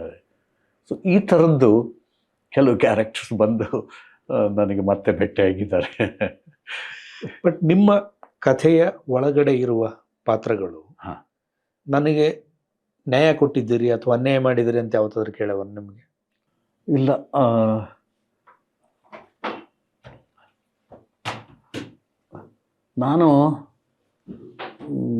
ನಾನೇ ಅನ್ಕೋತೀನಿ ಒಮ್ಮೆ, ಅಯ್ಯೋ ಈ ಪಾತ್ರ ನಾನು ಕೊಂದು ಬಿಟ್ನಲ್ಲ ಅಂತ ಅನಿಸುತ್ತೆ. ಪಾತ್ರಗಳು ಪಾಪ ಅವು ಏನು ಬಂದು ಇದು ಮಾಡಿಲ್ಲ, ತೊಂದರೆ ಮಾಡಿಲ್ಲ. ಬಟ್ ನನಗೆ ಅಚ್ಯುತನ ಗೈರ್ ಸಮಜೂತಿಯೊಳಗೆ ಅಚ್ಯುತನ ಸಾವಿದೆಯಲ್ಲ, ಸೊ ಅದನ್ನು ಬರೆದಾದ ಮೇಲೆ ನಾನು ಒಂದು 2-3 ದಿವಸ ಏನೂ ಬರೆಯೋದಕ್ಕಾಗದೇನೆ, ಸೊ ಅದು ನನ್ನ ಕಾಡಿದ್ದು ಉಂಟದು, ನಾನು ಇವನ್ನ ಕೊಂದುಬಿಟ್ನಲ್ಲ ಅಂತ ಅನ್ನುವಂಥದ್ದು. ಸೊ ಆಮೇಲೆ ಇತ್ತೀಚೆಗೆ ಮೊನ್ನೆ ಒಂದು ನನ್ನ ಹೊಸ ಕಾದಂಬರಿ ಒಳಗೆ ಅವನು ರಸ್ಟಿಕ್ ಫೆಲೋ ಪೈಲ್ವಾನ್ ಅವನು, ಬಟ್ ಒಂದು ಹೆಣ್ಣಿನ ಒತ್ತಾಯಕ್ಕೆ ಗುಂಡ ಎತ್ತಾರೆ ನೋಡ್ರಿ ನಮ್ಮ ಕಡೆ, ದೊಡ್ಡ ಕಲ್ಲಿನ ಗುಂಡ ಇರುತ್ತೆ, ಅದನ್ನ ಎತ್ತಿ ಎದೆ ಮೇಲೆ ತಗೊಂಡು ಭುಜದಿಂದ ಹಿಂದಕ್ಕೆ ಬಿಡ್ತಾರೆ. ಸೊ ಅದು ಒಂದು ಶಕ್ತಿ ಪ್ರದರ್ಶನದ ಒಂದು ರೀತಿ, ಅದು ಓಕಳಿ ಕಾರ್ತಿಕ ಇತ್ಯಾದಿ ಅದರೊಳಗೆ ನಡೆಯುವಂಥ ಒಂದು ಇದು. ಸೊ ಅಲ್ಲಿ ಒಬ್ಬ ಎತ್ತಿ ಎದೆ ಮೇಲೆ ಹಾಕೊಂಡು ಹಿಂದೆ ಬಿದ್ದು ಸಾಯ್ತಾನೆ. ಆವಾಗನೂ ನಾನು ಒಂದು 2-3 ದಿವಸ ನನಗೇನೂ ಬರೆಯೋದಕ್ಕೆ ಆಗದೇನೆ ನಾನು ಅವನು ಕೊಂದುಬಿಟ್ಟೆ ಅಂಥೇಳಿ ಅನ್ನಿಸಿದ್ದು, ಆ ಥರದ ಮನಸ್ಸು ಕಾಡಿಸಿದ್ದು ಉಂಟು ಕ್ಯಾರೆಕ್ಟರ್ಸು. ಈಗ ಗೈರ್ ಸಮಜೂತಿನಲ್ಲಿ ಗಾಂಧಿವಾದ ಅದನ್ನು ಮುಖಾಮುಖಿಯಾಗುವ ಇನ್ನೊಂದು ನೋಟವನ್ನು ನೀವಲ್ಲಿ ಕಟ್ತೀರಿ. ಅದಕ್ಕೇನು ರಿಯಲಿಸ್ಟಿಕ್ ಆದ ಇನ್ಸಿಡೆಂಟ್ಗಳು ಸಿಕ್ಕಿತ್ವ, ಹೆಂಗೆ ಅದು? ಸ್ವಾತಂತ್ರ್ಯೋತ್ತರದ ಸಂದರ್ಭದೊಳಗೆ ನಾವು we have killed Gandhi several times, many more times, ಒಮ್ಮೆ ಅಲ್ಲ. ಸೊ ಮತ್ತೆ ನಾವು ಗಾಂಧಿಯನ್ನು ಕೊಲ್ತಾನೆ ಇರ್ತೀವಿ. ಸೊ ಗಾಂಧಿ ಯಾವ ಒಂದು ಧರ್ಮ ಜಾತಿಗಳ ಅಸ್ತಿತ್ವವನ್ನು ಇಟ್ಕೊಂಡ್ರು ಅವನ್ನೆಲ್ಲನೂ ಕಲಿಸಿ ಒಂದುಗೂಡಿಸುವಂಥ ಒಂದು ಇದಿತ್ತಲ್ಲ, ಶಕ್ತಿ ಇತ್ತಲ್ಲ. ಸೊ ಅದನ್ನು ನಾವು ಮೂಲಭೂತವಾಗಿ ಕಳ್ಕೊಂಡ್ಬಿಟ್ಟಿದ್ದೀವಿ ಅಂತ ಅನ್ಸುತ್ತೆ. ಸೊ ಅದು ಆ ಕಾದಂಬರಿ ಒಳಗೆ ಸ್ವಲ್ಪ ಕಾಣಿಸ್ಕೊಳ್ಳುತ್ತೆ. ಅದು ಅಲ್ಲಿ ಸತ್ಯಬೋಧರು ಇರ್ತಾರಲ್ಲ, ಅವರು ತಮ್ಮ ಧಾರ್ಮಿಕ ಆಚರಣೆಗಳನ್ನು ಮಾಡ್ತಿರ್ತಾರೆ, ಬಟ್ ಅದರ ಆಚೆಗಿನ ಜೀವನದ ಸಾಧ್ಯತೆಗಳನ್ನು ಯೋಚನೆ ಮಾಡ್ತಿರ್ತಾರೆ. ಅವರು ಒಂದು ಮಾತು ಬರ್ತದೆ ಅದರೊಳಗೆ, ಗಾಂಧಿ ಮರ್ಡರ್ ಆಗುತ್ತಲ್ಲ, ಅವ್ರ ಹೆಂಡತಿಗೆ ಗೊತ್ತಿರೋದಲ್ಲ ಗಾಂಧಿ ಯಾರು ಏನು. ಆಮೇಲೆ ಅವರು ಪೂಜೆ ಕೂತಿರ್ತಾರೆ, ಎದ್ದು ಬಿಡ್ತಾರೆ, ಪೂಜೆಯಿಂದ ಎದ್ದು ಬರ್ತಾರೆ. ಆಮೇಲೆ ಯಾಕೆ ಅಂತ, ಮೈಲಿಗೆ ಬಂತಲ್ಲ ಅಂತ, ಸೂತ್ಕ ಬಂತಲ್ಲ. ಯಾಕೆ ಏನಾಯ್ತು, ಯಾರು? ಮೋಹನ್ ದಾಸರು ತೀರ್ಕೊಂಡ್ಬಿಟ್ರಲ್ಲ. ಆಮೇಲೆ ಆಕೆ ಕೇಳ್ತಾಳೆ, ಅವ್ರ ಹೆಂಡತಿ ಕೇಳ್ತಾಳೆ, ನಮ್ಮಲ್ಲಿ ಡಿಸ್ಟೆಂಟ್ ರಿಲೇಟಿವ್ ಆದ್ರೆ 3 ದಿವಸ ಸೂತ್ಕ, ಕ್ಲೋಸ್ ರಿಲೇಟಿವ್ಸ್ ಆದ್ರೆ 10 ದಿವಸ ಸೂತ್ಕ. 3 ದಿವಸದವರು 10 ದಿವಸದವರು 3-10 ದಿವಸ ಅಲ್ಲ, ಇದು ನಿರಂತರ ಜನ್ಮೇಪಿ ಇರುವಂಥ ಸೂತ್ಕ ಇದು ಅಂತ ಹೇಳಿ. ಸೊ ಒಂದು ವಸ್ತುಸ್ಥಿತಿ, ಗಾಂಧಿಯ ಅಸ್ತಿತ್ವವನ್ನು ನಾಶ ಮಾಡ್ತಾ ಇರುವಂಥ ಒಂದು ಸಂದರ್ಭವನ್ನು ಇದರೊಳಗೆ, ದಟ್ ಈಸ್ ಹೌ ನಾವು ಬದುಕಿರುವಂಥ ಸಮಾಜ ಗಾಂಧಿಯನ್ನು ಕುರಿತಂತೆ ಎದುರಿಸ್ತಾ ಇರುವಂಥ ಒಂದು ಸಂಗತಿ ಅಂತ ಹೇಳಿ ನನಗನ್ಸುತ್ತೆ. ಈ ಗಾಂಧಿವಾದಿಗಳ ಹಿಂಸೆ ಕೂಡ ಅಲ್ಲಿ ಒಂದು ವಸ್ತು ಆಗ್ತದೆ. ಹೌದು, ಅದನ್ನು ತರಬೇಕಂತ ಅನ್ಸಿದ್ದು. ಅದು ಏನಾಯ್ತಂತಂದ್ರೆ, ಗಾಂಧಿ ಹತ್ಯೆ ಆಯ್ತಲ್ಲ, ಹೌದು, ಹತ್ಯೆ ಆದ ತಕ್ಷಣ ಗೋಡ್ಸೆ ಹ್ಯಾಸ್ ಕಿಲ್ಡ್ ಗಾಂಧಿ. ಹೌದು. ಸೊ ಗೋಡ್ಸೆಯ ಸಮುದಾಯ ಇದೆಯಲ್ಲ, ಸಮುದಾಯ ಅಂದ್ರೆ ಅದು ಬ್ರಾಹ್ಮಣ ಸಮುದಾಯ ಅಂತ ಹೇಳಿ, ಇನ್ ಜನರಲ್ ಬ್ರಾಹ್ಮಣ ಸಮುದಾಯ, ಸ್ಪೆಸಿಫಿಕ್ ಚಿತ್ಪವನ್ರು. ಎಸ್. ಸೊ ಅದು ಪರ್ಟಿಕ್ಯುಲರ್ಲಿ ಮಹಾರಾಷ್ಟ್ರ ಮತ್ತು ಕರ್ನಾಟಕದ ಬಾರ್ಡರ್ ಏರಿಯಾನಲ್ಲಿ ಮನೆ ಸುಡುವುದು, ಅಥಣಿ, ಸಂಕೇಶ್ವರ ಆ ಏರಿಯಾದಲ್ಲಿ ಮನೆ ಸುಡುವುದು ಇತ್ಯಾದಿ.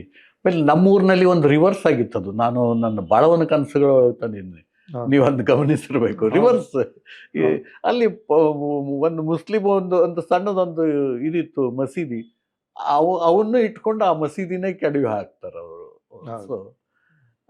ಸೊ ಈ ಥರ ಸಹಿತ ಆಗಿದೆ. ಅಂದರೆ ಗಾಂಧಿಯನ್ನು ನಾವು ನಮ್ಮ ರಾಜಕೀಯ ಉಪಕರಣವಾಗಿ, ಆಯುಧವಾಗಿ ಬಳಸ್ಕೊಳ್ಳೋದಕ್ಕೆ ಶುರು ಮಾಡ್ತೀವಿ ನಾವು. ಅದು ಸಹಿತ ಅಂಥದ್ದೇ ಒಂದು ಇದು.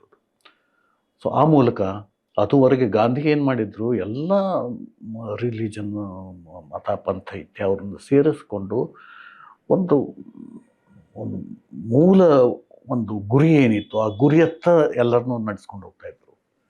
ಆ ಗುರಿ ಸಾಧನೆ ಆಯಿತು, ಗಾಂಧಿ ಇಲ್ಲ ಆಯಿತು. ಆವಾಗ ಎಲ್ಲ ನಮ್ಮ ಮೂಲ ಪ್ರವೃತ್ತಿಗಳು ಅನ್ನುವಂಥದ್ದು ಅವು ಅಭಿವ್ಯಕ್ತವಾಗಿ ಈ ಥರದ ಹಿಂಸಾತ್ಮಕ ಚಟುವಟಿಕೆಗಳು ಉಂಟಾಗುವಂತ. ಈಗ ನೀವು ಕವಿತೆ ಬರೆಯೋದು ಬಿಟ್ಟ ಮೇಲೆ ಕವಿಗಳಿಗೆ ಒಂದು ಅಡ್ವಾಂಟೇಜ್ ಏನಂದ್ರೆ, ಅವರು ರೂಪಕ ಮತ್ತು ಪ್ರತಿಮೆಗಳಿಂದ ಅಡುಕೊಳ್ಳಬಲ್ಲರು. ನೀವು ಕೂಡ ನಿಮ್ಮ ಕಥೆಗಳ ಮತ್ತು ನಿಮ್ಮ ಕಾದಂಬರಿಗಳ ಹಿಂದೆ ಅಡುಕೊಂಡಿದ್ದೀರಿ ಅಂತ ಅನ್ಸುತ್ತೆ. ಅವುಗಳನ್ನು ರೂಪಕಗಳಾಗಿ, ಮೆಟಫರ್ಗಳಾಗಿ ಕನ್ವರ್ಟ್ ಮಾಡಿ. ಇದೆ ಅವು. ಬಟ್ ನಾನು ಅಡಿಕೊಳ್ಳೋದು ಅಂತಂದ್ರೆ ಅದಕ್ಕೊಂದು ಬೇರೆ ಒಂದು ನೆಗೆಟಿವ್ ಟಿಂಜ್ ಬರ್ತದೆ. ಸೊ ಅಂಥದ್ದೇನು ನನಗೆ ಆಗಿಲ್ಲ. ಬಟ್ ಕಥೆ ಕಾದಂಬರಿನಲ್ಲಿ ಕೂಡ ನಾವು ರೂಪಕ ಇತ್ಯಾದಿ ತರಲಿಕ್ಕೆ ಸಾಧ್ಯ ಇದೆ. ಬೇರೆ ರೀತಿ ಅದು ಹೆಚ್ಚು ವ್ಯಾಪ್ತವಾಗಿ ಅಭಿವ್ಯಕ್ತ ಆಗೋದಕ್ಕೆ ಕವಿತೆ ಒಳಗೆ ಹೊಳೆಯಿಸಿ ಹೋಗುವಂಥದ್ದು, ರೂಪಕ ಒಂದು ಹೊಳೆಯಿಸಿ ಹೋಗುವಂಥ ಒಂದು ಇದಿರುತ್ತೆ. ಅಂದರೆ ಹೃಸ್ವ ಕಾಲಾವಧಿ, ಕ್ಲುಪ್ತ ಕಾಲಾವಧಿನಲ್ಲಿ ಅದು ಹೊಳಗಿಸಿ ಹೋಗುತ್ತೆ. ಬಟ್ ಗದ್ಯದಲ್ಲಿ ನೀವು ವಿಸ್ತಾರವಾಗಿ ಅದನ್ನು ಬೆಳೆಸೋದಕ್ಕೆ ಒಂದು ರೀತಿಯ ಕುವೆಂಪು ಅವ್ರು ಹೇಳ್ತಾರೆ, ಮಹೋಪಮೆ ಅಂತ ಹೇಳ್ತಾರೆ ನೋಡಿ. ಸೊ ಮಹೋಪಮೆ ರೀತಿ ಒಳಗೆ ಮತ್ತು ರೂಪಗಳನ್ನು, ಮೆಟಫರ್ಗಳನ್ನು ಬಳಸುವಂಥ ಒಂದು ಸಾಧ್ಯತೆ ಗದ್ಯದಲ್ಲಿ ಇದೆ ಅಂತ ಹೇಳ್ತಾರೆ. ನನ್ನ ವಯಲಿನ್ ಒಂದು ಕಡೆ ಅದನ್ನು ಗುರುತಿಸ್ತಾರೆ. ಇನ್ನು ಮಹೋಪಮೆ ಇಲ್ಲಿ ಅಚ್ಯುತನ ಸಾವಿನಕ್ಕಿಂತ ಮೊದಲು ಅಲ್ಲಿ ಹುಳುಗಳು ಹೋಗಿ ದೀಪಕ್ಕೆ ಹಾಯ್ದು ಬಿದ್ದು ಕಾಲು ಮುರ್ಕೊಂಡು ಇತ್ಯಾದಿ, ಅದು ಒಂದು ಮಹೋಪಮೆ ರೀತಿ ಒಳಗೆ ಬಂದಿದೆ ಅಂತನ್ನುವಂಥದ್ದು ಹೇಳ್ತಾರೆ. ಸೊ ಎಲ್ಲ ಬರಹಗಳಲ್ಲಿ ಕೂಡ, ಕಾವ್ಯ ಆಗಿರ್ಬೋದು, ಕಥೆ ಕಾದಂಬರಿ ಆಗಿರ್ಬೋದು, ಅಲ್ಲಿ ಈ ಭಾಷಿಕ ಅಲಂಕಾರಗಳು ಏನಿದಾವೆ ಅವು ಬಳಕೆ ಆಗೇ ಆಗ್ತವೆ ಅಂತ ಹೇಳಿ ಅನ್ಸುತ್ತೆ. ನನಗೆ ಇದೇ ಮಾತಿನ ಹಿನ್ನೆಲೆ ಒಂದು ಕೇಳ್ಬೇಕನ್ಸೋದೇನೆಂದರೆ, ನೀವು ಪದ್ಯ ಗದ್ಯ ಅಂತ ಅನ್ನುವ ದ್ವೈತ ಬಿಡಬೇಕು ಅಂತ ಅನಿಸೆ ಅದ್ವೈತದ ಕಡೆಗೆ ಚಲಿಸ್ಬೇಕು. ನೀವು ಏನು ಅದ್ವೈತದ ಕಡೆಗೆ ಚಲಿಸುವ ಆಲೋಚನಾ ಕ್ರಮ ಇದೆಯಾ? ದ್ವೈತಿನ? ಇಲ್ಲ, ನಾನು ಆಗಲೇ ಹೇಳಿದ್ನಲ್ಲ, GSS ಅವರ ಮಾತನ್ನು ಹೇಳಿದೆ. ನನ್ನ ಕಥೆ ಒಳಗೇನೆ ಕಾವ್ಯವನ್ನು Correct. ಇಲ್ಲ, ಅಡಕುಗೊಳಿಸುವಂತ. ನನ್ನ ಪ್ರಶ್ನೆ ಇರೋದು ದ್ವೈತದ ಪ್ರಶ್ನೆನೆ. ಹ. ನೀವು ದ್ವೈತಿಯೋ ಅಂತ. ಈ ಬರಹದ ದೃಷ್ಟಿಯಿಂದ ಅದ್ವೈತಿ. ಬರಹ ಇದು ಅದ್ವೈತಗೊಳ್ಳಬೇಕು ಅಂತ ನಾನು. ಅದು ಕಾವ್ಯದ ಸಾಧ್ಯತೆ, ಕಥನದ ಸಾಧ್ಯತೆ. ಆಮೇಲೆ ನೀವು ಇದನ್ನೇ ನೋಡಿ, ನೀವು ಮಹಾಕಾವ್ಯ ನೋಡಿ, ಅದು ಕಾವ್ಯವಾಗಿರುತ್ತಾ ಕಥನವನ್ನು ಸಾಧಿಸಿಕೊಳ್ಳುತ್ತೆ. ಕಥೆ ಆಗಿರುತ್ತಾನೆ ಕಾವ್ಯಾಂಶವನ್ನು ಸಾಧಿಸ್ಕೊಳ್ಳುತ್ತೆ. ಹೀಗಾಗಿ ನೀವು ಸಂಪೂರ್ಣವಾಗಿ ಪ್ರತ್ಯೇಕಿಸಿ ಅವನ್ನ ಅದೇ ಆಗಿರಬೇಕು, ಶುದ್ಧ ರೂಪದಲ್ಲಿ ಇರಬೇಕು ಅಂತಂದ್ರೆ ಶುದ್ಧ ರೂಪದಲ್ಲಿ ನಿಮ್ಗೆ ಸಿಗ್ಬೋದು. ಬಟ್ ಈ ಥರದ ಬೇರೆ ಬೇರೆ ಸಾಧ್ಯತೆಗಳನ್ನು ಕೂಡ ಒಳಗೊಂಡಿರುವಂತಹದ್ದು ಆದರೆ ಅದು ನಿಮ್ಗೆ ಹೆಚ್ಚು ತೃಪ್ತಿಯನ್ನು ಕೊಡುವಂತಹ ಒಂದು ಕೃತಿ ಆಗ್ಬೋದು ಅಂತ ಹೇಳಿ ಅನ್ಸುತ್ತೆ. ಈಗ ನನಗೆ ಇನ್ನೊಂದು ಪ್ರಶ್ನೆ ಕೇಳಬೇಕೆ ಅಂತ ಅನಿಸ್ತಾ ಅಂದರೆ, ಈ ಮಲ್ಲಾಡಿ ಹಳ್ಳಿಯ ಸಾಂಸ್ಕೃತಿಕ ವಾತಾವರಣ ಇತ್ತಲ್ಲ, ರಾಘವೇಂದ್ರ ಸ್ವಾಮಿಗಳು ಅವರು ಕಟ್ಟಿದ ಇದು, ಅದ್ರ ಬಗ್ಗೆ ಒಂದಿಷ್ಟು ವಿವರವಾಗಿ ಹೇಳ್ಬೋದು? ನಾನು 73ರಲ್ಲಿ ಮಲ್ಲಾಡಿ ಹಳ್ಳಿಗೆ ಬಂದೆ. ನಾನು ಜೀವಶಾಸ್ತ್ರದ ಅಧ್ಯಾಪಕನಾಗಿ ಬಂದೆ. ನಾನಲ್ಲಿ ಬಂದು ಸೇರಿಕೊಳ್ಳೋದಕ್ಕೆ ನನ್ನ ಮನೆತನದ ಸಾಂಸ್ಕೃತಿಕ ಸ್ಥಿತಿ ಸ್ವರೂಪ ಕೂಡ ಸಹಾಯ ಮಾಡಿತು. ನಾನು ಆನಂದ ಕಂದರ ಅಣ್ಣನ ಮಗ ಅನ್ನುವಂಥದ್ದು ಅದು ವಿಶೇಷವಾಗಿರುವಂಥ ಆಸಕ್ತಿಯನ್ನು ಅವರಲ್ಲಿ ಕೆರಳಿಸ್ತು. ಸೊ ಹೀಗಾಗಿ ಒಂದು ಸಾಂಸ್ಕೃತಿಕ ಪುಷ್ಯನಿಂದ ನಾನು ಅಲ್ಲಿ ಬಂದು ಸೇರಿಕೊಂಡ ಆದಮೇಲೆ ಅಲ್ಲಿಯ ಗ್ರಂಥಾಲಯ ಶ್ರೀಮಂತಿಕೆಯಿಂದ ನನ್ನನ್ನು ಇಂಪ್ರೂವ್ ಮಾಡ್ಕೊಳ್ಳೋದಕ್ಕೆ ಸಾಧ್ಯ ಆಯಿತು. ಮತ್ತು ಜೊತೆಗೆ ಸ್ವಾಮೀಜಿಯವರು ಬರಹಗಾರರು, ಹೌದು. ಆಮೇಲೆ NS ಚಿದಂಬರರಾವ್ ಅಂತ ಹೇಳಿ ಕಥೆಗಾರರು, ಆಮೇಲೆ TS ರಾಮಚಂದ್ರಮೂರ್ತಿ ಅಂಥೇಳಿ ಇಂಗ್ಲೀಷ್ ಪ್ರಾಧ್ಯಾಪಕರು, ಮತ್ತು ಅವರು ಸಹಿತ ಸಾಹಿತ್ಯದ ಬಗ್ಗೆ ಅತ್ಯಂತ ಆಸಕ್ತಿಯನ್ನು ಹೊಂದಿದಂಥವ್ರು. GL ರಾಮಪ್ಪ ಅಂಥೇಳಿ ಕನ್ನಡ ಅಧ್ಯಾಪಕರು. ಇವರೆಲ್ಲರೂ ಸಹಿತ ನನಗೆ ಅತ್ಯಂತ ನಿಕಟವಾದಂಥ ಸಂಪರ್ಕ ಒದಗಿತು. ಆಮೇಲೆ ಅಲ್ಲಿ 2 ಮುಖ್ಯವಾದ ಉತ್ಸವಗಳಾಗ್ತಿದ್ದು. ಒಂದು 7 ದಿನದ ಗಣೇಶ ಉತ್ಸವ, ಆಮೇಲೆ 3 ದಿನದ ಶಿವರಾತ್ರಿ ಉತ್ಸವ. ಗಣೇಶ ಉತ್ಸವದ ಸಂದರ್ಭದಲ್ಲಿ ಸಾಹಿತ್ಯಿಕ ಚಟುವಟಿಕೆಗಳು, ಆಮೇಲೆ ಶಿವರಾತ್ರಿ ಉತ್ಸವದ ಸಂದರ್ಭದಲ್ಲಿ ಸಂಗೀತದ ಸಂಬಂಧಪಟ್ಟಂಥ ಸಂಗೀತ ನೃತ್ಯಕ್ಕೆ ಸಂಬಂಧಪಟ್ಟಂಥ ಕಾರ್ಯಕ್ರಮಗಳು ಏರ್ಪಡ್ತಿದ್ದವು. ಸೊ ಅವು ಎಲ್ಲನೂ ನನಗೆ ಬಹುತೇಕ ಮೈಸೂರು ಭಾಗದ ಎಲ್ಲ ಹಿರಿಯ ಲೇಖಕರು ಅಲ್ಲಿ ವಿಸಿಟ್ ಮಾಡಿದ್ರು. ಪ್ರಭುಶಂಕರ್ ಆಗಿರ್ಬೋದು, SV ರಂಗಣ್ಣ ಆಗಿರ್ಬೋದು, ವೆಂಕಟರಾಮಪ್ಪ ಆಗಿರ್ಬೋದು, DLN ಆಗಿರ್ಬೋದು, ಅನಂತಮೂರ್ತಿ, ಇವರೆಲ್ಲರೂ ಸಹಿತ ಅಲ್ಲಿ ವಿಸಿಟ್ ಮಾಡ್ತಾಯಿದ್ರು. So I had very close exposure to them. So ಹೀಗೆ ಅವರ ಸಾಹಿತ್ಯವನ್ನು ಓದೋದು, ಅವರ ವ್ಯಕ್ತಿತ್ವವನ್ನು ನೋಡೋದು, ಇದು ಒಂದು ರೀತಿಯಾಗಿ ನನಗೆ ಪ್ರೇರಣೆಯನ್ನು ಕೊಡ್ತು. ಜೊತೆಗೆ ಆ ಸ್ವಾಮೀಜಿಯವರ ಸೆಲ್ಫ್ಲೆಸ್ ಇದಿದೆಯಲ್ಲ, ಅವರು ಸಮಾಜಕ್ಕೆ ತಮ್ಮನ್ನು ಸಂಪೂರ್ಣವಾಗಿ ಅರ್ಪಿಸಿಕೊಂಡಿರುವಂಥ ರೀತಿ ಇದೆಯಲ್ಲ, ಸೊ ಅದು ಸಹಿತ ನನಗೆ ಬಹಳ ದೊಡ್ಡ ಪ್ರೇರಣೆಯನ್ನು ಕೊಟ್ಟಿತು. ಸೊ ನಾನು ಬರೆಯೋದು ಏನೋ ಬರಿತಾ ಇದ್ದೀನಿ, ಇಟ್ ಈಸ್ ಆಲ್ ರೈಟ್, ಕೆಲವ್ರಿಗೆ ಚೆನ್ನಾಗಿ ಅನಿಸ್ಬೋದು ಇತ್ಯಾದಿ. ಅದ್ರ ಮೂಲಕ ನನಗೆ ಒಂದಿಷ್ಟು ಅವಾರ್ಡ್ಸು ಬಂದಿರ್ಬೋದು. That is not important at all. Important ಏನು ಅಂತಂದರೆ, ನಮ್ಮ ಬರಹದ ಮೂಲಕ ಈ ಒಡೆದ ಮನಸ್ಸುಗಳನ್ನು ಒಂದುಗೂಡಿಸುವಂಥದ್ದು ಸಾಧ್ಯ ಆದರೆ that would be the great service by the writing. Otherwise ನಾನು ಇನ್ನಷ್ಟು ಒಡೆದು ಹಾಕ್ತೀನಿ ಅಂತ ಅನ್ನೋದಾದರೆ ನನ್ನ ಬರಹ ಏನೂ ನಿಷ್ಪ್ರಯೋಜಕ ಅಂತ ಹೇಳಿ ನನಗನ್ಸುತ್ತೆ. ಈಗ ನಿಮ್ಮ ತೇರು ಕಾದಂಬರಿ ತುಂಬ ಈ ಥರದ ಆಶಯಗಳನ್ನು ಇಟ್ಟುಕೊಂಡು ಕಟ್ಟಿದ ಆಕೃತಿ ಅದು. ಬಟ್ ಅದು ಅಲ್ಲಿಂದ ನೀವು ದೂರ ಸರಿದ್ರಿ ಅಂತ ಅನಿಸ್ತದ ನಂತರ ದಿನಗಳಲ್ಲಿ? ದೂರ ಸರಿದಿನ ಅನಿಸುತ್ತಾ ಅಂತ ನಾನು ಕೇಳ. ನನಗೆ ಇಲ್ಲ ಅನಿಸಿಲ್ಲ ನನಗೇನು. ಸೈದ್ಧಾಂತಿಕ ತಾತ್ವಿಕ ಕಾರಣಗಳು ನಿಮ್ಮನ್ನ ವಿಚಲಿತರನ್ನಾಗಿ ಮಾಡಿದುವ? ನನಗೆ ವಿಚಲಿತ ಆಗಿರೋದು ಏನು ಅಂತಂದರೆ, ನಾವು ಎಲ್ಲಿಂದ ಎಲ್ಲಿಗೆ ಹೋಗ್ತಾ ಇದ್ದೀವಿ ಅಂತನ್ನುವಂಥದ್ದು. ಅದು ನನ್ನನ್ನು ವಿಚಲಿತಗೊಳಿಸ್ತದೆ ನನಗೆ. ಈಗ ನೋಡಿ, ನೀವು ಯಾವುದೋ ಒಂದು ಸಂದರ್ಭದೊಳಗೆ ಈ ಮಾತು ಬಂದಿತ್ತೇನೋ, ಏನು ಅಂತಂದ್ರೆ ನಾನು ಆರಂಭದ ಸಂದರ್ಭದೊಳಗೆ ಮತ್ತು ಇವತ್ತಿನ ಬರಿತಾ ಇರುವಂಥ ಸಂದರ್ಭದಲ್ಲಿ ಆಗಿರುವಂಥ ಬದಲಾವಣೆಗಳು ಏನು ಅಂತಂದ್ರೆ, ಆಮೇಲೆ ಆವಾಗ ಕಷ್ಟ ಇತ್ಯಾದಿ ಬರಹದಲ್ಲಿ ಕಷ್ಟ ಇತ್ತ ಅಂತಂದ್ರೆ ನನಗೆ ಅನಿಸೋದೇನು ಗೊತ್ತಾ, ಅವತ್ತಿನ ಸಂದರ್ಭದಲ್ಲಿ ಬರಹಕ್ಕೆ ಅತ್ಯಂತ ಪೂರಕವಾಗಿರುವಂಥ ವಾತಾವರಣ ಇತ್ತು. ಲೋಕ ನಾನು ಬರೆಯೋ ಶುರುವಾದಕ್ಕೆ ನನಗೆ ಹೆಚ್ಚು ಆಮಿಷಗಳಿರಲಿಲ್ಲ. ನನಗೆ ಆ ಅವಾರ್ಡ್ ಬೇಕು, ಈ ಅವಾರ್ಡ್ ಬೇಕು, ಬರಹದ ಕೆತ್ತನ್ನು ಸಾಧಿಸೋದು ಒಂದೇ ನನ್ನ ಇದಾಗಿತ್ತು. ಆದರೆ ಇವತ್ತು ಏನಾಗಿದೆ ಅಂತಂದರೆ, ಸೊ ಒಂದು ಆ್ಯಂಟಿಕಲ್ಚರಲ್ ವಾತಾವರಣ ಏರ್ಪಾಟಾಗಿದೆ ಇವತ್ತಿನ ಸಂದರ್ಭದಲ್ಲಿ. ಸೊ ಇವತ್ತು ಬರೆಯೋದಕ್ಕೆ ಆರಂಭ ಮಾಡ್ತಿದ್ದಂಗೆ ನಮ್ಮ ಹುಡುಗರು ನನಗೆ ಆ ಅವಾರ್ಡ್ ಬೇಕು, ಈ ಅವಾರ್ಡ್ ಬೇಕು ಇತ್ಯಾದಿ ಅನ್ನುವಂಥದ್ದು, ಅದನ್ನೆಲ್ಲನೂ ಆ ಥರದ ಆಮಿಷಗಳಿಗೆ ಈಡಾಗ್ತಾ ಇರುವಂಥದ್ದನ್ನು ನಾವು ಕಾಣ್ತಾ ಇದ್ದೀವಿ. ಸೊ ನನಗೆ ಅನಿಸೋದೇನು ಅಂತಂದರೆ, ಇವತ್ತಿನ ವಾತಾವರಣ ಇದೆಯಲ್ಲ, ಇದು ಭಾಳ ಒಬ್ಬ ಲೇಖಕನಿಗೆ ಬರಹಕ್ಕೆ ಅತ್ಯಂತ ಡಿಫಿಕಲ್ಟ್ ಆಗಿರುವಂಥ ಒಂದು ವಾತಾವರಣ, ಸಂದರ್ಭ ಅಂಥೇಳಿ ಅನಿಸುತ್ತೆ ನನಗೆ. ಒಬ್ಬ ಲೇಖಕನನ್ನು ಶುದ್ಧ ಲೇಖಕ ಆಗಿ ಉಳಿಯೋದಕ್ಕೆ ಅವಕಾಶ ಮಾಡಿಕೊಡ್ದಂಥದ್ದು, ರಾಜಕಾರಣವೇ ದ ಗ್ರೇಟೆಸ್ಟ್ ಸೋಷಿಯಲ್ ಫೋರ್ಸ್ ಆಗಿರುವಂಥ ಒಂದು ಸಂದರ್ಭ ಇದು.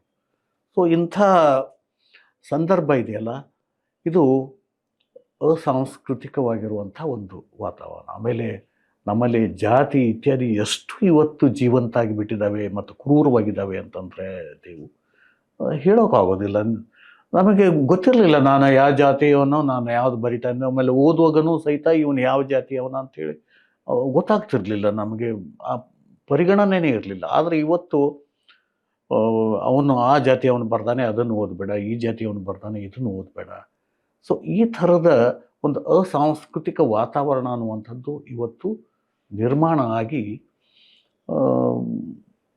ಒಂಥರ ಸಾಹಿತ್ಯಕ್ಕೆ, ಬಹಳ ಸಾಹಿತ್ಯಾಭಿವ್ಯಕ್ತಿಗೆ ಅತ್ಯಂತ ಕಷ್ಟದ ಕಾಲ ಇವತ್ತು ಅಂಥೇಳಿ ನನಗೆ ಅನಿಸುತ್ತೆ. ನನಗೆ ನೀವು ಸಂವಾದ ಪತ್ರಿಕೆಯನ್ನು ತರ್ತಾ ಇದ್ದ ಕಾಲದಲ್ಲಿ ಅದನ್ನು ರೂಪಿಸಲಿಕ್ಕೆ ಇದ್ದ ಕಾರಣಗಳು ಯಾವ ರೀತಿ ಅದನ್ನು ರೂಪುಗೊಳ್ತಾ ಇತ್ತು? ಅದನ್ನು ಹೆಂಗೆ ಕಟ್ತಿದ್ರಿ ಅದನ್ನು? ಸೊ ಅಲ್ಲಿ ಕೂಡ ನನಗೆ ಇಂಥದ್ದೇ ಒಂದು ಇದು ಏನು ಅಂತಂದರೆ, ನಾವು ಐಲ್ಯಾಂಡ್ಗಳಾಗ್ತಾ ಇದ್ದೀವಿ. ಲೇಖಕರು ಪರಸ್ಪರ ಬೇರೆ ಬೇರೆಯಾಗಿ ದೂರ ಇದ್ದು ಪರಸ್ಪರ ಸಂಬಂಧ ಸಾಧ್ಯ ಆಗ್ತಾ ಇಲ್ಲ. ಇಂಥ ಸಂಬಂಧ ಸಾಧ್ಯ ಆಗಬೇಕು ಮತ್ತು ಒಂದು ಕೃತಿ ನಮಗೆ ಪೂರಕವಾಗಿರುವಂಥ, ನಮ್ಮ ಸಾಮಾಜಿಕ ಸಾಂಸ್ಕೃತಿಕ ಸಂದರ್ಭಕ್ಕೆ ಪೂರಕವಾಗಿರುವಂಥ ಒಂದು ಕೃತಿ ಎಲ್ಲರನ್ನೂ ತಲುಪಿ ಆ ಬಗ್ಗೆ ಡಿಸ್ಕಷನ್, ಚರ್ಚೆ ಆಗಬೇಕು ಇತ್ಯಾದಿ ಒಂದು ಕಲ್ಪನೆ ಇಟ್ಟುಕೊಂಡೇ ಆಮೇಲೆ ಆ ಸಂದರ್ಭದಲ್ಲಿ ನವ್ಯದ ನಂತರ ಬರ್ತಾ ಇದ್ದಂಥ ಒಂದು ಸಂದರ್ಭ, ಆ ಸಂದರ್ಭಕ್ಕೆ ಒಂದು ಐಡಿಯಾಲಜಿಕಲ್ ಸ್ಟ್ರೀಮನ್ನು ಸಹಿತ, ಡೈರೆಕ್ಷನನ್ನು ಕೂಡ ನಿರ್ವಹಿಸಬೇಕು ಅನ್ನುವಂಥ ಇತ್ಯಾದಿ ಈ ಎಲ್ಲ ಕೆಲವು ಅಂಶಗಳನ್ನು ಇಟ್ಕೊಂಡು ನಾವು ಸ್ನೇಹಿತರು ಸಂವಾದ ಅನ್ನುವಂಥ ಒಂದು. ಈಗ ನೀವು ಸ್ನೇಹಿತರು ಅನ್ನೋ ಪದ ಬಳಸಿದಂಥ ನಾಗಭೂಷಣ್ ಕೂಡ ನಿಮ್ಮ ಜೊತೆಗಿದ್ದ? ಹೌದು. ಅವರ ಜೊತೆಗಿನ ಒಡನಾಟದ ನೆನಪುಗಳನ್ನು ಮಾಡ್ಕೊಳ್ಳೋದಾದ್ರೆ? ನಾಗಭೂಷಣ್ ಒಡನಾಟ ತುಂಬ ಚೆನ್ನಾಗಿತ್ತು. ಆಮೇಲೆ ಒಂದು ಪ್ರೀತಿಯ ಒಂದು ಸ್ಥಾಯಿ ಭಾವ ಇತ್ತು. ಬಟ್ ನಮ್ಮ ಪರ್ಸ್ನಲ್ ಕೆಲವು ಈಗ ಅವರಿಗೂ ಈಗೋ ಅಷ್ಟು ನಾನು ಈಗೋ, ನಮ್ಮ ಈಗೋಗಳು ಆವಾಗವಾಗ ಕ್ಲಾಶ್ ಆಗ್ತಾ ಇದ್ದು. ಆಮೇಲೆ ಅವ್ರದ್ದು ಸ್ವಭಾವ ಈಗ ಇಲ್ಲ, ಅವ್ರನ್ನ ನಾವು ಅನಲೈಸ್ ಮಾಡೋದು ಬೇಡ ಅಂತ ಹೇಳ್ತಾರೆ. ಬಟ್ ಒಂದು ಹಾರ್ದಿಕವಾಗಿರುವಂಥ ಸಂಬಂಧ ನಮ್ಮ ಮಧ್ಯೆ ಇತ್ತು. ನಂತರದಲ್ಲೇನು ಇತ್ತೀಚೆಗೆ ಅವ್ರ ಮನೆಗೆ ಹೋದ ತಕ್ಷಣ ಅವರು ಸವಿತಾನ ಮುಂದೂ ಹೇಳ್ತಾಯಿದ್ರು, ನೋಡಿ ಸವಿತಾ, ಇವ್ರು ಬಂದರೆ ನಾನು ಒಂಥರ ಅರಳಿದಂಗೆ ಆಗಿಬಿಡುತ್ತೆ ನನ್ನ ಮನಸ್ಸು ಅಂತ ಹೇಳ್ತಾಯಿದ್ರು. ತುಂಬ ಪ್ರೀತಿಯನ್ನು ಇಟ್ಕೊಂಡಿದ್ರು ಅವ್ರ ಬಗ್ಗೆನೂ. ಆಮೇಲೆ ಅತ್ಯಂತ ನಿಸ್ವಾರ್ಥ ವೈಚಾರಿಕ ಪ್ರಜ್ಞೆ ನಾಗಭೂಷಣ್ ಅವ್ರದ್ದು. ನಿಸ್ವಾರ್ಥ ಅಂದರೆ ಥರೋ ಆಗಿ ನಿಸ್ವಾರ್ಥ ವೈಚಾರಿಕ ಪ್ರಜ್ಞೆ. ಈಗ ನನಗೆ ಯಾಕೆ ನಾಗಭೂಷಣ್ ಹೆಸರು ಪ್ರಸ್ತಾಪ ಮಾಡಿದೆ ಅಂದರೆ, ನಾಗಭೂಷಣರ ಆಲೋಚನಾ ಕ್ರಮ ಮತ್ತು ವೈಚಾರಿಕ ಸ್ಪಷ್ಟತೆ ಇದೆಯಲ್ಲ, ಸ್ಪಷ್ಟತೆ ಅನ್ನೋದಕ್ಕಿಂತ ವೈಚಾರಿಕತೆ ಇದೆಯಲ್ಲ, ಹಾ. ಅದು ಕೂಡ ನಿಮ್ಮ ಟೆಕ್ಸ್ಟ್ಗಳನ್ನ ಪ್ರಭಾವಿಸಿದೆ ಅಂತ ಅನ್ಸುತ್ತೆ ನಂಗೆ. ಆಕ್ಚುಲಿ ಪ್ರಭಾವಿಸಿದಂತೇನಲ್ಲ, ಆ, ನಾವಿಬ್ರು ಒಂದೇ ಥರ ಯೋಚನೆ ಮಾಡ್ತಾ ಇದ್ದೀವಿ ಅಂತ ಹೇಳಿ ಅನ್ಸುತ್ತೆ ನನಗೆ. ಸೊ ಯಾಕಂತಂದ್ರೆ ನನ್ನ ನಾನಾಗ್ಲೇ ಮೊದಲೇ ಒಂದು ಪ್ರಶ್ನೆ ಕೇಳುವಾಗ ಹಾ. ಸಮಕಾಲೀನ ಲೇಖಕರು ಕೂಡ ಪರಸ್ಪರ ಕೊಡ್ಕೊಳ್ಳುವ ಹಾ. ಮೂಲಕ ಪ್ರಭಾವಿಸ್ತಾ ಇರ್ತಲ್ಲ, ಆ ಅರ್ಥದೊಳಗೆ ಅದು. ಅಂದ್ರೆ ಅಫ್ಕೋರ್ಸ್ ಆ ಥರ ಇರ್ತದೆ. ನನ್ನ ಈಗ ನಾಗಭೂಷಣ ಮತ್ತು ನಾನು ಭೇಟಿಯಾಗೋಕ್ಕಿಂತ ಮೊದಲೇ ನಾನು ಒಡಪುಗಳು ಕತೆ ಬರ್ತಿದ್ದೆ. ಸೊ ಆ ವೈಚಾರಿಕತೆಯ ಅಂಶ ಅಲ್ಲಿ ಒಡಪುಗಳ ಕಥೆನಲ್ಲೇನು ಇತ್ತು. ಆಮೇಲೆ ನನ್ನಿಂದ ಅವ್ರು ಪ್ರಭಾವಿತ ಆಗೋದು, ಅವರಿಂದ ನಾವು ಪ್ರಭಾವಿತ ಅಂಥದ್ದು ಇರೋದು ಚರ್ಚೆ ಮಾಡ್ತಾ ಇದ್ದೀವಲ್ಲ ನಾವು. ಸೊ ಅದು ಸಾಧಿತ್ತು. ಬಟ್ ಆ ಪ್ರಭಾವದ ನೆಲೆಯೊಳಗೇನೆ ನಾನು ಮುಂದಿನ ಬರೆದಿದ್ದೀನಿ ಅಂತ ಅನ್ನುವಂಥದ್ದು ಏನಲ್ಲ. ಬಟ್ ನಾವಿಬ್ಬರು ಸ್ನೇಹಿತರಾಗಿರೋದ್ರಿಂದ ಅಂಥದ್ದು ಪರಸ್ಪರ ಸಾಧ್ಯ ಆಗಿರ್ಬೋದು. ಬಿಡಿಸಿ ನೋಡ್ಲಿಕ್ಕೆ ಆಗಲ್ಲ ಅದನ್ನ. ಹಾಂ, ಹೌದು. ನೀವು ಆನಂದ ಕಂದರ ಅಣ್ಣನ ಮಗ ಆಗಿದ್ರಿ, ನಿಮ್ಮ ಚಿಕ್ಕಪ್ಪ ಅವರು. ಅವರನ್ನ ನೀವು ನೋಡಿದ ಹಾಗೆ ನಿಮ್ಮ ಕೆಲವು ಘಟನೆಗಳಲ್ಲ ಅಥವಾ ಅವರ ವ್ಯಕ್ತಿತ್ವವನ್ನು ಹೆಂಗೆ ಡಿಸ್ಕ್ರೈಬ್ ಮಾಡ್ತೀರಿ? ನಾನು ಒಂದು ಆನಂದ್ ಕಂದ್ರದ್ದು ಹೇಳಿದೆ. ನಾನು ಅದು ಬಿಟ್ಟು ಅದನ್ನ ಹೇಳಿದೆ. ಅದು ನಿಮ್ಮ ಬರವಣಿಗೆಗೆ ಸಂಬಂಧಪಟ್ಟದ್ದಾಯ್ತು. ಓವರ್ ಆಲ್ ಆಗಿ ಆನಂದ್ ಕಂದರ ಯಾಕೆ ಈ ಪ್ರಶ್ನೆ ಕೇಳ್ತಾ ಇದ್ದೀನಿ ಅಂತಂದ್ರೆ, ನೀವು ಮುಂದೆ ಆನಂದ್ ಕಂದ ಟ್ರಸ್ಟ್ನ ಅಧ್ಯಕ್ಷರಾಗಿ ಅಲ್ಲಿ ಅವರು ಕೃತಿಗಳನ್ನು ಪ್ರಕಟಿಸುವ ಮತ್ತು ಅದನ್ನು ಪ್ರಚುರಪಡಿಸುವ ಕೆಲಸ ಮಾಡಿದ್ರಿ. ಅವೆರಡನ್ನೂ ಇಟ್ಕೊಂಡು ಈ ಪ್ರಶ್ನೆ. ಆನಂದ್ ಕಂದರದ್ದು ಒಂದು ರೀತಿಯಾಗಿ ಸಮಷ್ಟಿ ಪ್ರೇರಿತವಾಗಿರುವಂಥ ಮನಸ್ಸು. ಇನ್ಫ್ಯಾಕ್ಟ್ ಹೇಳೋದೇನು ಅಂತಂದರೆ, ನಾನು ಮೊನ್ನೆ ಮಾತಾಡುವಾಗನೂ ಆ ಮಾತು ಬಂತು. ನಮ್ಮ ನವೋದಯದ ಸಂದರ್ಭದಲ್ಲಿ ಸಮಷ್ಟಿ ಅನ್ನುವಂಥದ್ದು ಕೇಂದ್ರ ಇದಾಗಿತ್ತು. ಅದರಿಂದ ಹೊಮ್ಮಿದ ಕಿರಣಗಳು ವೆಸ್ಟ್ ಕಡೆಗೆ ಹೋಗ್ತಾ ಇತ್ತು ಅಂತ ಅನ್ನುವಂಥದ್ದು. ಆ ಥರದ ಸಮಷ್ಟಿ ಪ್ರೇರಿತವಾಗಿರುವಂಥ. ಆಮೇಲೆ ಅವ್ರದ್ದು ಮಾತೃ ಹೃದಯ. ಮನೆಗೆ ಯಾರೇ ಬರಲಿ, ಊಟ ಆಗಿದೆ ಇಲ್ಲೋ, ಊಟ ಆಗಿರ್ದಿದ್ರೆ ಆಮೇಲೆ ಸೊಸೆನ ಕರೆದು, ನೋಡಮ್ಮ ಇವು ಒಂದಿಷ್ಟು ಅನ್ನ ಮಾಡ್ತೀವಿ ಹೆಂಗೋ ಅಥವಾ ಇದೆಯೋ, ಇವರು ಊಟ ಆಗಿಲ್ಲ, ಇವರು ಊಟ ಮಾಡಬೇಕು ಅಂತನ್ನುವಂಥದ್ದು. ಆಮೇಲೆ ಸಾಹಿತ್ಯ ಚರ್ಚೆ ಅಂತಂದ್ರೆ ಅವ್ರಿಗೆ ಬಹಳ ಅರಳಿ ಬಿಡ್ತಿದ್ರು. ಹಾಗೇನೆ ಯಾರು ಬಂದು ಒಂದು ಪ್ರಶ್ನೆ ಕೇಳಿದ್ರೆ ಏನು ಅವ್ರಿಗೆ ಉತ್ಸಾಹ. ಅವರು ತಮ್ಮ ಅನಾರೋಗ್ಯದ ಸಂದರ್ಭದಲ್ಲಿ ಕೂಡ ಅವರು ಎದ್ದು ಕೂತು, ಆಮೇಲೆ ತಡಿತಿತ್ತು ನಾಲ್ಗೆ, ಅವ್ರದ್ದು ಪ್ಯಾರಲೈಸಿಸ್ ಆಗಿತ್ತು, ಅಂಥದ್ದನ್ನು ಮೀರಿ ಅವ್ರು ಹೇಳ್ತಿದ್ರು. ಆಮೇಲೆ ಮತ್ತೆ ಮತ್ತೆ ಏನಾಗೋದು, ಮರು ಆಗಿಬಿಡೋದು, ಏನು ಅಂದರೆ ಶಬ್ದ ಸಿಗದೆ ಅವಾಗ ಹಿಂಗೆ ಹಣೆ ಬಡ್ಕೊಂಡು ಒಂದು ಮತ್ತೆ ನೆನಪು ಮಾಡಿಕೊಂಡು ಹೇಳುವಂಥದ್ದು. ಸೊ ಒಟ್ಟು ಸಾಹಿತ್ಯಿಕ ವಾತಾವರಣಕ್ಕೆ ಸಂಬಂಧಪಟ್ಟಂಗೆ ಅವ್ರ ಜಯಂತಿ ತಂದದ್ದೂ ಅಂಥ ಒಂದು ಉದ್ದೇಶ. ಸೊ ನನಗನ್ಸುತ್ತೆ ಬಹುಶಃ ನಾನು ಐ ಹ್ಯಾವ್ ಇನ್ಹೆರಿಟೆಡ್, ನನ್ನ ಏನು ಹೇಳಿದೆಲ್ಲ, ಒಟ್ಟು ಬರಹದ ಮೂಲಕ ಒಂದು ಸಾಮಾಜಿಕ ಸೌಹಾರ್ದವನ್ನು ಸ್ಥಾಪಿಸಬೇಕು ಅನ್ನುವಂಥ ಒಂದು ಇದೇನಿತ್ತು. ಆಮೇಲೆ ಸಮಾಜದ ಎಲಿವೇಶನ್ ಅನ್ನುವಂಥದ್ದು, ಹೊಸ ಹೊಸ ಗ್ರಹಿಕೆಗಳನ್ನು ಗಳಿಸ್ಕೊಳ್ಬೇಕು ಅನ್ನುವಂಥದ್ದು, ಅಂಥದ್ದು ಅವರ ಮೂಲ ಧ್ಯೇಯ ಆಗಿತ್ತು ಅಂತ ಅನಿಸುತ್ತೆ. ಮತ್ತು ಅಂಥ ಧ್ಯೇಯದ ಇಟ್ಕೊಂಡೇ ಅವರು ತಮ್ಮ ಜಯಂತಿ ಪತ್ರಿಕೆಯನ್ನು ನಡೆಸಿದ್ರು ಅಂತ ಹೇಳಿ ಅನಿಸುತ್ತೆ. ಈಗ ಅವರು ಗೆಳೆಯರ ಗುಂಪಿನ ಭಾಗವಾಗಿದ್ದವರು, ಗೆಳೆಯರ ಗುಂಪಿನ ಜೊತೆಗೆ ಇದ್ದಂಥವರು, ಬೇಂದ್ರೆಯವರ ಒಡನಾಡಿ ಆಗಿದ್ದರು. ಬೇಂದ್ರೆ ಮತ್ತು ಆನಂದ್ ಕಂದರ ಸಂಬಂಧ ಪರಸ್ಪರ ಸ್ನೇಹದಿತ್ತು, ವಿರುದ್ಧದ್ದನಿತ್ತು. ಅದ್ರ ಬಗ್ಗೆ ಏನಾದರೂ ನಿಮ್ಗೆ ಗೊತ್ತಿದೆಯಾ? ಆರಂಭದಲ್ಲಿ ಅವರು ಪರಸ್ಪರ ಗೌರವ ಇಟ್ಕೊಂಡು ಪರಸ್ಪರ ತುಂಬ ಪ್ರೀತಿಯಿಂದಲೇ ಇದ್ದರು. ಹೌದು, ತುಂಬ ದೀರ್ಘಕಾಲ ಅದು. ಆಮೇಲೆ ಅಲ್ಲಿ ಬೇಂದ್ರೆಯವರು ಒಬ್ಬ ಕವಿಯಾಗಿ ಗುರುತಿಸಿದ್ದು ಆನಂದ್ ಕಂದರನ್ನ ಮಾತ್ರ.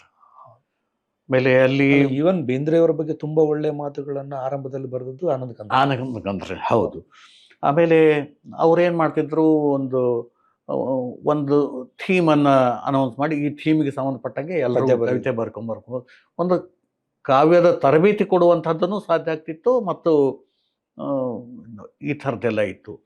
ಬಟ್ ನಂತರದಲ್ಲಿ ಅದು ಯಾಕೋ ಏನೋ ಭಾಳ ಅದು ದುರ್ದೈವ ಅಂತಲೇ ಹೇಳ್ತೀನಿ ನಾನು. ಬೇಂದ್ರೆಯವರು ಮತ್ತು ಬೆಟಗೇರಿಯವರು ಮತ್ತು ಬೆಟಗೇರಿ ಶಂಭಾ ಒಂದಾಗಿ ಇದು ಮಾಡಿ, ಆಮೇಲೆ ಬೇಂದ್ರೆ ಅವರು ಅವ್ರ ಬಗ್ಗೆ ಒಂದು ಸ್ವಲ್ಪ ಆ ಥರದ ಬಹುಶಃ ಮಧ್ಯಸ್ಥರು ಇದ್ರಲ್ಲ, ನಡುವಿದ್ದವರು, ಆ ನಡುವಿದ್ದವರು ಆ ಸಂಬಂಧವನ್ನು ಹಾಳು ಮಾಡಿರ್ಬೋದು ಅಂತ ಹೇಳಿ ಅನಿಸುತ್ತೆ ನನಗೆ. ಆದರೆ ನಾ ಆನಂದ ಕಂದರ ಜೊತೆಗಿರುವಾಗೆ ಅವ್ರು ಯಾವತ್ತಿಗೂ ಸಹಿತ ಬೇಂದ್ರೆ ಅವ್ರನ್ನ ಟೀಕಿಸಿದ್ದು ನಾನು ಕೇಳೇ ಇಲ್ಲ. ಯಾರೋ ಬಂದು ಬೇಂದ್ರೆ ಅವ್ರನ್ನ ಆನಂದ ಕಂದರ ಮುಂದೆ ಬೈತಿದ್ರು, ಬಟ್ ಇವರು ಅದಕ್ಕೇನು ರಿಯಾಕ್ಟ್ ಮಾಡ್ತಿರ್ಲಿಲ್ಲ. ಆ ಥರದ್ದು ಒಂದು ಸಂಬಂಧ ಕವಿಯಾಗಿ ಬೇಂದ್ರೆಯವ್ರನ್ನ ಗೌರವಿಸುವ ಮನೋಸ್ಥಿತಿ ಆನಂದ ಕಂದರ್ ಕೊನೆ ತನಕ ಅವ್ರಿಗೆ ಇತ್ತು ಅಂತ ಹೇಳಿ ಅನಿಸುತ್ತೆ ನನಗೆ. ಆಮೇಲೆ ಆನಂದ ಕಂದರ್ ಕಥೆಗಾರಿಕೆ ಬಗ್ಗೆ ಬೇಂದ್ರೆಯವರಿಗೂ ಅಂಥದ್ದೇ ಪ್ರೀತಿ ಇತ್ತು. ಒಂದು ಮುನ್ನುಡಿನೂ ಬರೆದಿದ್ದಾರೆ ಅವರು. ಬಟ್ ನನಗೆ ಈ ಶಂಭಾ, ಬೆಟಗೇರಿ, ಬೇಂದ್ರೆ ಅವರ ಸ್ನೇಹ, ಅವರ ದ್ವೇಷ ಅಥವಾ ಭಿನ್ನಾಭಿಪ್ರಾಯ ಇದು ಸೈದ್ಧಾಂತಿಕವಾದದ್ದಾಗಿತ್ತು, ಏನು ವೈಯಕ್ತಿಕವಾದದ್ದಾಗಿತ್ತು? ಏನು ಕಾರಣ ಅಂತ ಅನಿಸ್ತದೆ ನನಗೆ?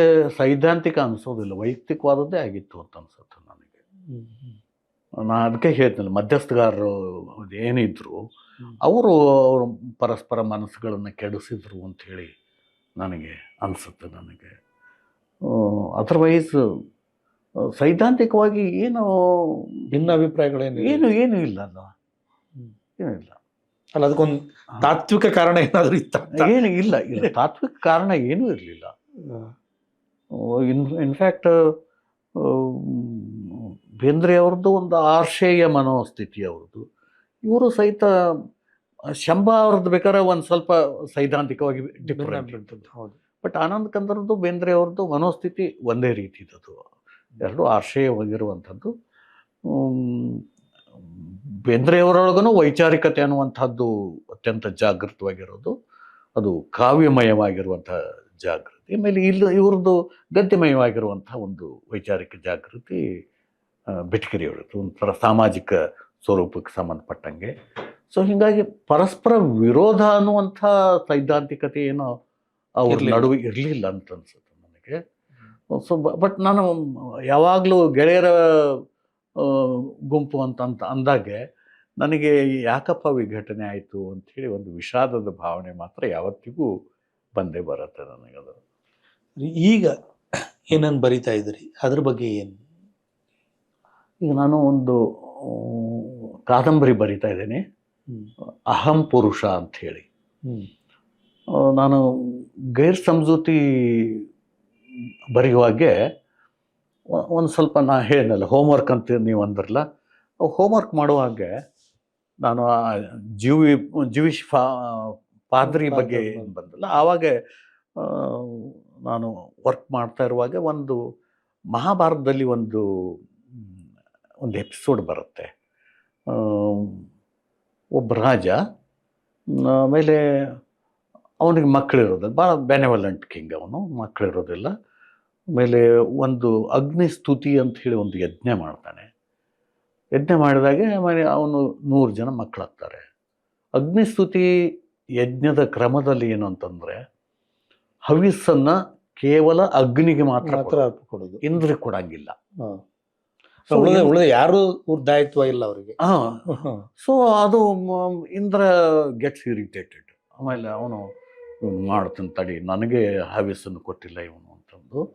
ಆಮೇಲೆ ಒಂದು ಟ್ರಿಕ್ ಮಾಡಿ ಒಂದು ಸರೋವರದಲ್ಲಿ ಅವನು ಸ್ನಾನ ಮಾಡೋ ಹಂಗೆ ಮಾಡಿ, ಅವನು ಸ್ನಾನ ಮಾಡ್ತಿದ್ದಂಗೆ ಹೆಂಗಸಾಗ್ತಾನೆ. ಹೆಂಗಸಾಗಿ ಆಮೇಲೆ ಅವನು ರಾಜ 100 ಜನ ಮಕ್ಕಳಾಗಿರ್ತಾರೆ, ಅವರಿಗೆ ರಾಜ್ಯವನ್ನು ವಹಿಸಿ, ನೀವು ಚೆನ್ನಾಗಿ ರಾಜ್ಯ ಎಲ್ಲರೂ ಒಗ್ಗಟ್ಟಾಗಿದ್ದು ಆ ರಾಜ್ಯ ಆಡ್ರಪ್ಪ ಅಂತಂದು ಅವನು ವನಕ್ಕೆ ಹೋಗ್ತಾನೆ. ಅಲ್ಲಿ ಒಬ್ಬ ಸಾಧುನ ಮದುವೆ ಆಗ್ತಾನೆ. ಮದುವೆಯಾಗಿ ಮತ್ತೆ 100 ಜನ ಮಕ್ಕಳಾಗ್ತವೆ.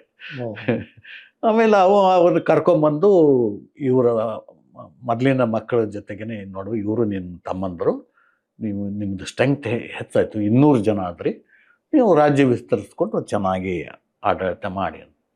ಸೊ ಇಂದ್ರಿಗೆ ಮೈ ಪರ್ಚ್ಕೊಳ್ಳೋಂಗಾಗತ್ತೆ, ನಾನು ಮಾಡಿ ಏನು ಪ್ರಯೋಜನ ಆಗಲಿಲ್ಲಲ್ಲ ಅಂತ. ಆಮೇಲೆ ಅವನು ಆ ಮಕ್ಕಳೊಳಗೆ ಜಗಳ ಹಚ್ಚಿ ಎಲ್ಲರೂ ಹೊಡೆದಾಡಿಕೊಂಡು ಸತ್ತು ಹೋಗೋಂಗೆ ಮಾಡ್ತಾನೆ. ಮಾಡಿ ತನ್ನ ಪೌರುಷ ಹೇಳ್ಕೊಳ್ಳೋದಕ್ಕೆ ಈಕೆ ಹತ್ರ ಬರ್ತಾನೆ, ಬಂದು ನೋಡು ನೀನು ನನಗೆ ಹವಿಸ್ಸನ್ನು ಕೊಡಲಿಲ್ಲ, ಅದಕ್ಕೆ ನಾನು ಇಷ್ಟೆಲ್ಲ ಮಾಡಿದೆ. ಆವಾಗ ಆಕೆ ಹೇಳ್ತಾಳೆ, ತಪ್ಪಲ್ವ ನಿಮ್ಮದು ಅಂತಾಳಕ್ಕೆ. ಯಾಕೆ ತಪ್ಪು? ಈ ಯಜ್ಞದ ನಿಯಮಗಳನ್ನು ರಚಿಸಿದವರು ಯಾರು? ನೀವೇ ದೇವತೆಗಳು ತಾನೆ. ಹೌದು. ಅಗ್ನಿಸ್ತುತಿ ಯಜ್ಞದ ನಿಯಮದ ಪ್ರಕಾರ ಹವಿಸ್ಸನ್ನು ಕೇವಲ ಅಗ್ನಿಗೆ ಕೊಡೋದು. ಆ ನಿಯಮದ ಪ್ರಕಾರ ನಾನು ಹವಿಸ್ಸನ್ನು ಅಗ್ನಿಗೆ ಮಾತ್ರ ಕೊಟ್ಟಿದ್ದೀನಿ, ನಿನಗೆ ಅವಮಾನ ಮಾಡ್ಬೇಕಂತ ನಾ ಮಾಡಿಲ್ವಲ್ಲ ಅಂತ ರಿಯಲೈಸ್ ಆಗತ್ತೆ ಅವನಿಗೆ. ಇಂದ್ರನಿಗೆ ರಿಯಲೈಸ್ ಆಗಿ ಅವನು ಏನಾಯಿತು, ಮತ್ತೆ ನಾನು ಗಂಡಸನ್ನು ಮಾಡ್ತೀನಿ, ಬೇಡ ಅಂತ. I want to be woman only ಅಂತ. ಆಮೇಲೆ ಹಂಗಿತ್ರ ಆಯಿತು, ನಿನ್ನ ಮಕ್ಕಳಲ್ಲಿ ಯಾರನ್ನು ಬದುಕಿಸೋಣ ಹೇಳು, ನಾನು 100 ಜನರನ್ನು ಬದುಕಿಸ್ಕೊಡ್ತೇನೆ ಅಂತ. ನೀನು ಗಂಡಸಾಗಿದ್ದಾಗೆ ಹುಟ್ಟಿದ ಮಕ್ಕಳು ಬೇಕೋ ಅಥವಾ ಹೆಂಗಸಾಗಿ ಹಾಡಿದ ಮಕ್ಕಳು ಬೇಕೋ, ಅವ್ರನ್ನೇ ಆಯ್ಕೆ ಮಾಡೋಣ. ಹಾಗಾಗಿ ನಾನು ಹೆಣ್ಣಾದ ಮೇಲೆ ನನಗೇನು ಹುಟ್ಟಿದ ಮಕ್ಕಳು ಇರಲಿಲ್ಲ, ಅವ್ರನ್ನ ಬದುಕಿಸು. ಆಮೇಲೆ ಕೇಳ್ತಾನೆ ಅವನು, ಯಾಕೆ ಅಂತ ಕೇಳಿದಾಗೆ, ನೋಡಿ, ಒಂದು ನನಗೆ ಸೆಕ್ಸುವಲ್ ಆ್ಯಕ್ಟಿವಿಟಿ ಒಳಗೆ ಅತ್ಯಂತ ಒಂದು ತೃಪ್ತಿ ಸಿಕ್ಕಿರೋದು ಇದು, ಮತ್ತು ಆ ನಂತರದಲ್ಲಿ ನಾನು ಕನ್ಸ್ಯೂವ್ ಮಾಡಿ ಹಡೆದ ಮಕ್ಕಳವರು. ಸೊ ಆಗಿರೋದ್ರಿಂದ ಅವರು. ಸೊ ಇನ್ಫ್ಯಾಕ್ಟ್ ಈ ಎಪಿಸೋಡು ಭೀಷ್ಮ ಹೇಳ್ತಾನೆ. ಭೀಷ್ಮಗೆ ಶರಶೈನಲ್ಲಿದ್ದಾಗೆ ಧರ್ಮರಾಜ ಕೇಳ್ತಾನೆ, ಗಂಡು ಹೆಣ್ಣು ಸೇರ್ತಾವಲ್ಲ, ಗಂಡು ಹೆಣ್ಣು ಸೇರಿದಾಗೆ ಯಾರಿಗೆ ಹೆಚ್ಚು ತೃಪ್ತಿ ಸಿಗುತ್ತೆ ಅಂತ ಹೋಗಿ ಭೀಷ್ಮನ ಕೇಳ್ತಾನೆ, ಪಾಪ ಬ್ರಹ್ಮಚಾರಿ. ಸೊ ಆವಾಗ ಅವನು ಈ ಎಪಿಸೋಡನ್ನೆಲ್ಲ ಹೇಳ್ತಾನೆ. ಸೊ ಈ ಜೆಂಡರ್ ಡೈನಾಮಿಕ್ಸ್ ಅದಲ್ಲ, ಈ ಜೆಂಡರ್ ಡೈನಾಮಿಕ್ಸ್ ಬಗ್ಗೆ ಬರಿಬೇಕು ಅಂಥೇಳಿ ಅನ್ನಿಸ್ತು ನನಗೆ. ನಾನು ಗೈರ್ ಸಮಜೂತಿ ಒಳಗೆ ಫೆಮಿನೈನ್ ಜೆಂಡರನ್ನು ಫೋಕಸ್ ಮಾಡಿ ಬರೆದಿದ್ದೀನಿ. ಸೊ ಇಲ್ಲಿ ಮ್ಯಾಸ್ಕುಲೈನ್ ಜೆಂಡರನ್ನು ಫೋಕಸ್ ಮಾಡಿ ಡೈನಮಿಕ್ಸನ್ನು, ಯಾವುದು ಸಸ್ಟೇನ್ ಆಗುತ್ತೆ, ಯಾವುದು ಕೊನೆಗೆ ಉಳಿಯುವಂಥದ್ದು, ಅಲ್ಟಿಮೇಟ್ ಇದಿದೆಯಲ್ಲ, ಅದರೊಳಗೆ ಆ ಹೋರಾಟದೊಳಗೆ ಉಳಿಯುವಂಥದ್ದು ಗಂಡುತನವೋ ಹೆಣ್ಣುತನವೋ ಅಂಥೇಳಿ ಅದನ್ನು ಒಂದು ಎಕ್ಸ್ಪ್ಲೋರ್ ಮಾಡ್ತಾ ಬರಿತಾ ಇದ್ದೀನಿ. ನನಗನ್ಸೋದು ಹೆಣ್ಣುತನನೇ ಉಳಿಯುತ್ತೆ ಅಂಥೇಳಿ ಅನಿಸುತ್ತೆ. ಸರ್, ಇಷ್ಟೊತ್ತು ನಮ್ಮ ಜೊತೆ ಮಾತಾಡ್ತಾ ಹಲವು ಸಂಗತಿಗಳನ್ನ ಹಂಚ್ಕೊಂಡ್ರಿ. ನೀವು ಟೈಮ್ ಕೊಟ್ಟು ಇಲ್ಲಿ ಬಂದದ್ದಕ್ಕೆ ನಾನು ಕೃತಜ್ಞತೆಗಳು ಹೇಳ್ತೇನೆ. Thank you very much.